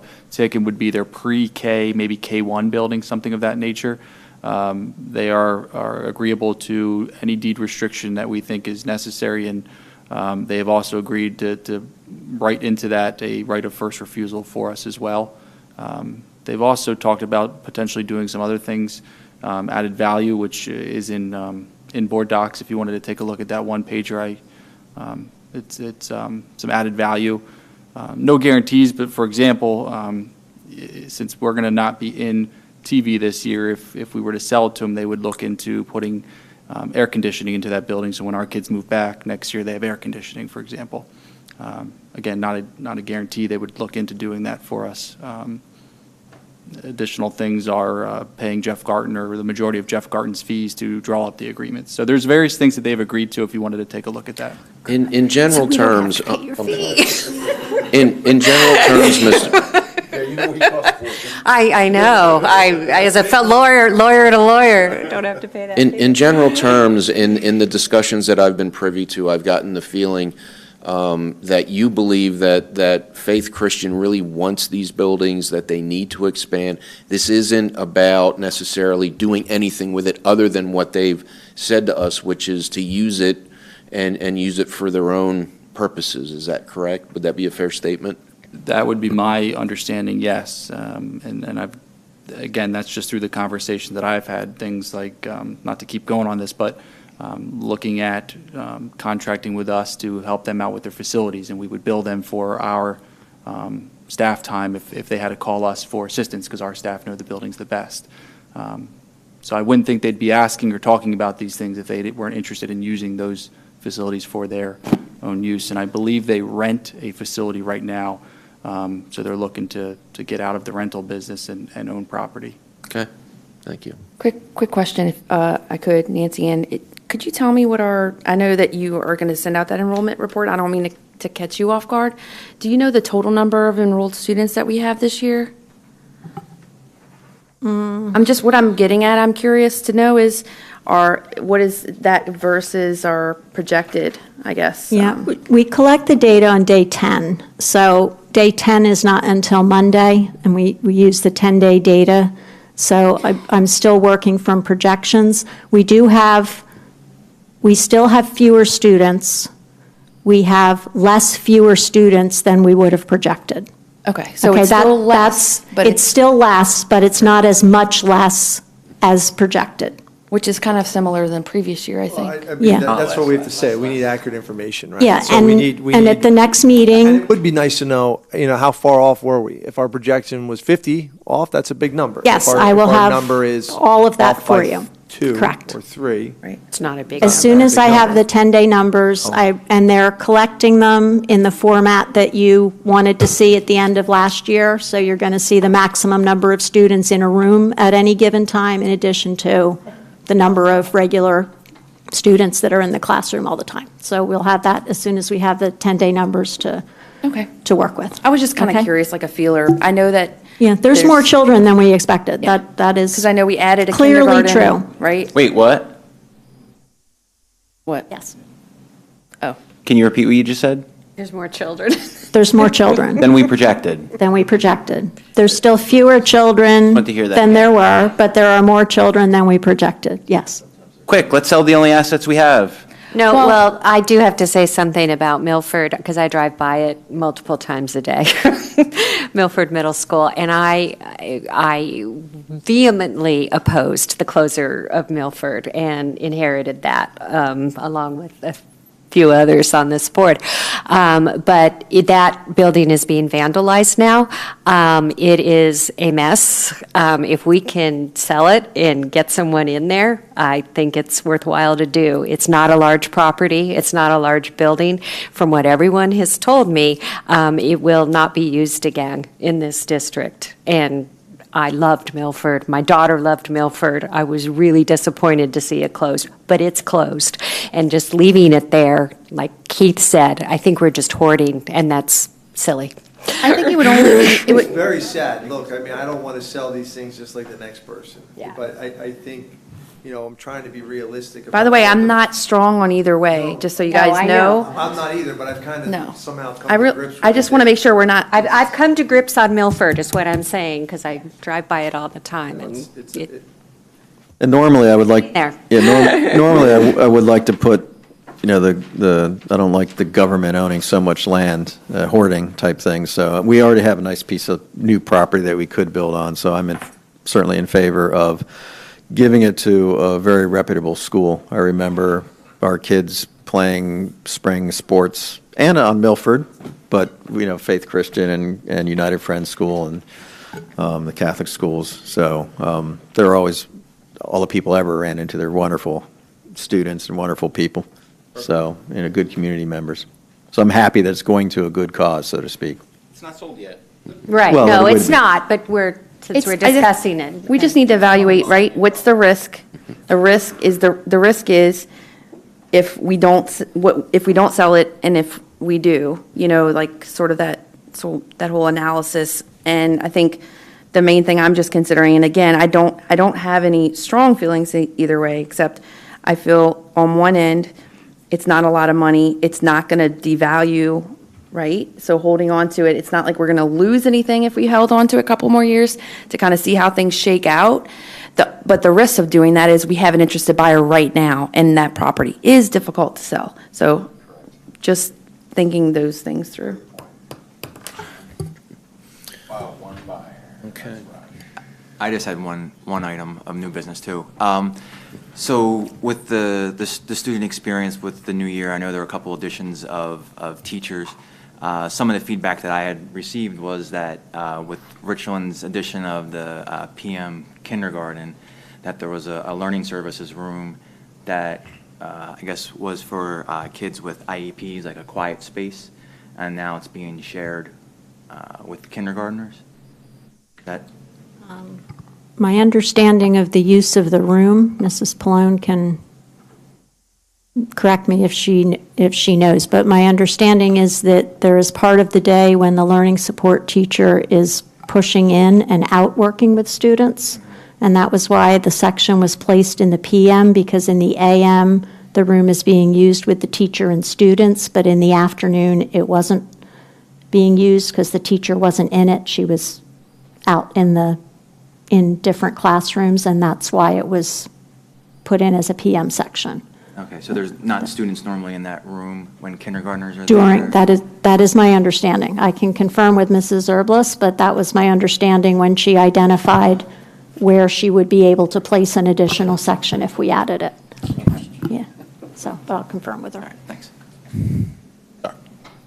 I have an issue. If you guys are, may I bring something up? Certainly. It was brought to my attention by a parent that, so give me a little bit of background on this 1.5 mile walk thing to the sixth grade center. Because I have a parent that's probably around the 1.4 marker. Their kid's got to walk, but the corner, the other end, at the far corner of their house is a bus that stops where kids get on for them to go to school, where their child has to walk. Privilege. What is there any way where this child could walk 150 feet this way and get on the bus rather than have to walk 1.4 miles to school? We do strictly enforce the line between where we're required to provide transportation and where we are not. So if there was a desire to make a change in that, it would affect many more than one child. So we transport, we use the legal limits, and we transport every student who is outside those limits. If they're inside that limit, then they're walkers. I mean, is it like insurance purposes, like the kid can't get on the bus because like we don't pay for that head to be on the bus? I mean, the bus is paid for. It's a cost issue. If we provide transportation to students that are legally walkers, then we would have to do it for more than that student. We would have to change our approach to every student that lives right at the boundary of where you're a walker versus a, right. We had this discussion, if it helps, when we talked about transporting to, there's a charter school in Allentown, I think it is, that is 10.1 Yes. miles. And there was an issue about, well, why don't we transport there? And the limit is 10 miles. So if we make the limit 10.1 miles, then that changes the limit. So if there was a desire in the future to change the limit that we use, then that certainly can be entertained. But with the limits that are currently in place, we do not make any exceptions to those. Because it's not fair to every other family that lives 1.4 miles. I had feared and has a assumed bus that that was down exactly them. going to be your response, but Yeah. I had to ask about it. I was intrigued. Well, we're not legally obligated to bus. At all, that's true. We could just eliminate busing. It's just this particular student. I'm who's- still angling for scuba. Someone's got to create scuba. You know, and people just pay private people to take walking it over to their 313 is kind of rough sometimes. school. That's scuba. You get on a scuba bus. You just dial it on your phone and a bus comes. This sounds, I sent it to a buddy of mine who was tweeting about the New York City school district busing, and I said, "Oh, someone needs to invent scuba. I'll happily give it away." this sounds like a good time to go to the last public comment of the evening. I would like to bring up something else Oh, I'm first. sorry. In April, I went on an Army educators tour, and I was wondering if this board would allow an Army recruiter come and talk to us about all the benefits that can occur to young people, whether they're in the Army Reserve or in the Army. It's amazing, and I just thought maybe it would be something that You mean know, talk to the board? address the board first, and then maybe go from there. Army recruiters more often in the schools. That's all. Well, we have an Army recruiter, we have military recruiters at college and career day every year, don't we? I mean, I'm not trying to poo-poo the idea, Mitch, but, sounds like an agenda item we just don't need to undertake if they're already there during college day. You have a statutory obligation to permit military recruiters access to your high school, so you can't prevent it. Is that right? Interesting. Well, like Not at today. any time. No, not any, they just can't walk in, you have to provide them an opportunity. Right, but how much opportunity is it? College day, there's like, College day. We provide the same opportunity as we do to other post-high school options. I like the idea as long as I feel it, because, I'm an Army veteran, I like the idea as long as it's not forced. I don't think that anybody should have to sit through something, like that if that's not their interest. That's all. Would our student representative have an opinion since she's headed to West Point, maybe? Yeah, I kind of agree with what she said. I don't think anybody should be forced to sit through a presentation if they're not innately interested in the military, but I do think that the exposure that you get on that college day is very minimal, considering there are so many other colleges there, and it's very hectic, everybody in that auditorium. So I do think that if we had more opportunities for military recruiters for those students that were interested, it would be beneficial. Mitch, what is your intent with bringing somebody in? What are you thinking? Well, it's just I would have brought it up, to have the recruiters possibly in the school 4 times a year or something like that, but I just figured maybe the board would want to see it first, that's all, because there's so many positive things that come out of it. I don't have a problem with that. Yeah, that's. I would want to listen. So can I want to circle back, because I think we skipped over a key portion of the discussion we were having about the strings thing, because I don't want it to die.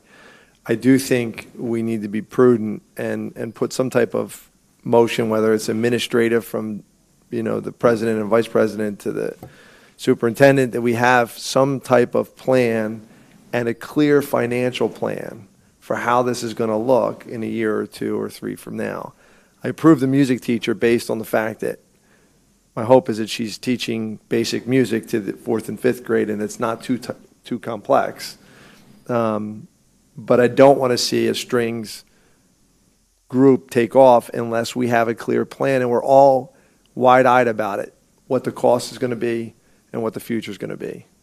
Ms. Edwards, can you put together a presentation for the next board meeting and what this would look like? Yes, I will actually delegate that to Dr. Hoffman. I just want to add.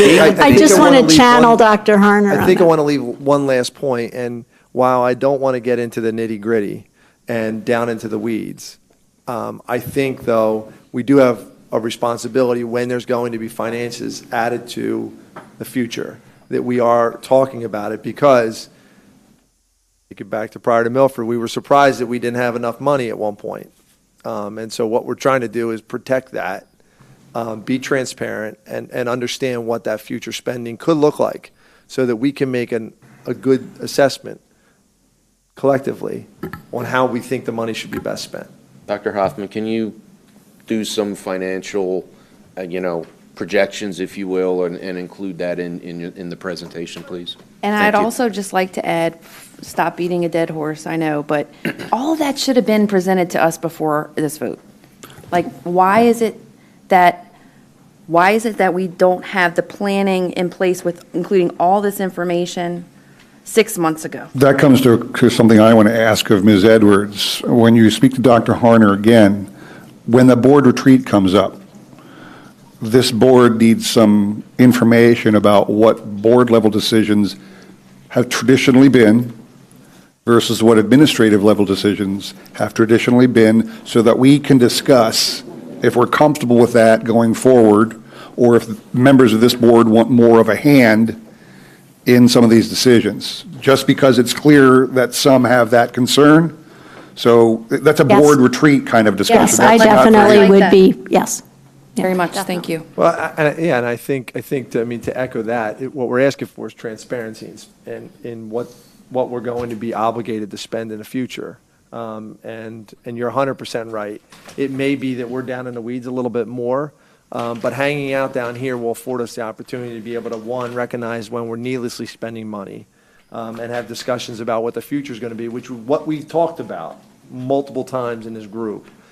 Is that we're trying to project the future and say, are we spending too much money or aren't we? I mean, we talk about this all the time. And so I think we need to have a good game plan. I think the administration has to understand that it's not a free checkbook to just, institute things that may have big financial obligations in the future. That's all. The financial obligation about the instruments, they're paid for by the students, aren't they? The students rent their instruments to take home. My understanding is the instruments that are being provided is so that there are instruments in school for lessons. Is that? That's correct. It's for any larger instrument that we would not expect, that a student would be able to take, on the bus, like the bass or a cello even. I mean, Mr. Zabel, if you want to know who's providing the instruments, he probably would know how most of the instruments are provided. It's similar to band. I mean, the kids rent or own their own clarinets and trumpets and whatnot, but bigger, more expensive instruments the school provides. Drums stay set up there. Okay, moving on to calendar items. Friday, September 21, Quakertown versus Cheltenham varsity football. Thursday, September 27th, 5:45 p.m. Policy Committee meeting. 6 o'clock, the Finance Committee meeting, and 7 o'clock, the regular voting meeting. Thursday, October 4th, Facilities Committee meeting at 6 p.m. On Thursday, October 11th, we have the Education Curriculum Committee meeting, as well as the regular work session voting meeting. Those are at 6 and 7 o'clock. And lastly, on Thursday, October 25th, Policy Committee meeting at 5:45, Finance Committee meeting at 6, and the regular voting meeting at 7. And that brings us to meeting adjournment. Do I have a motion to adjourn the meeting? A motion. Mr. Makucci. Mr. Akmanowitz, discussion? None. All in favor, say aye. Aye. Motion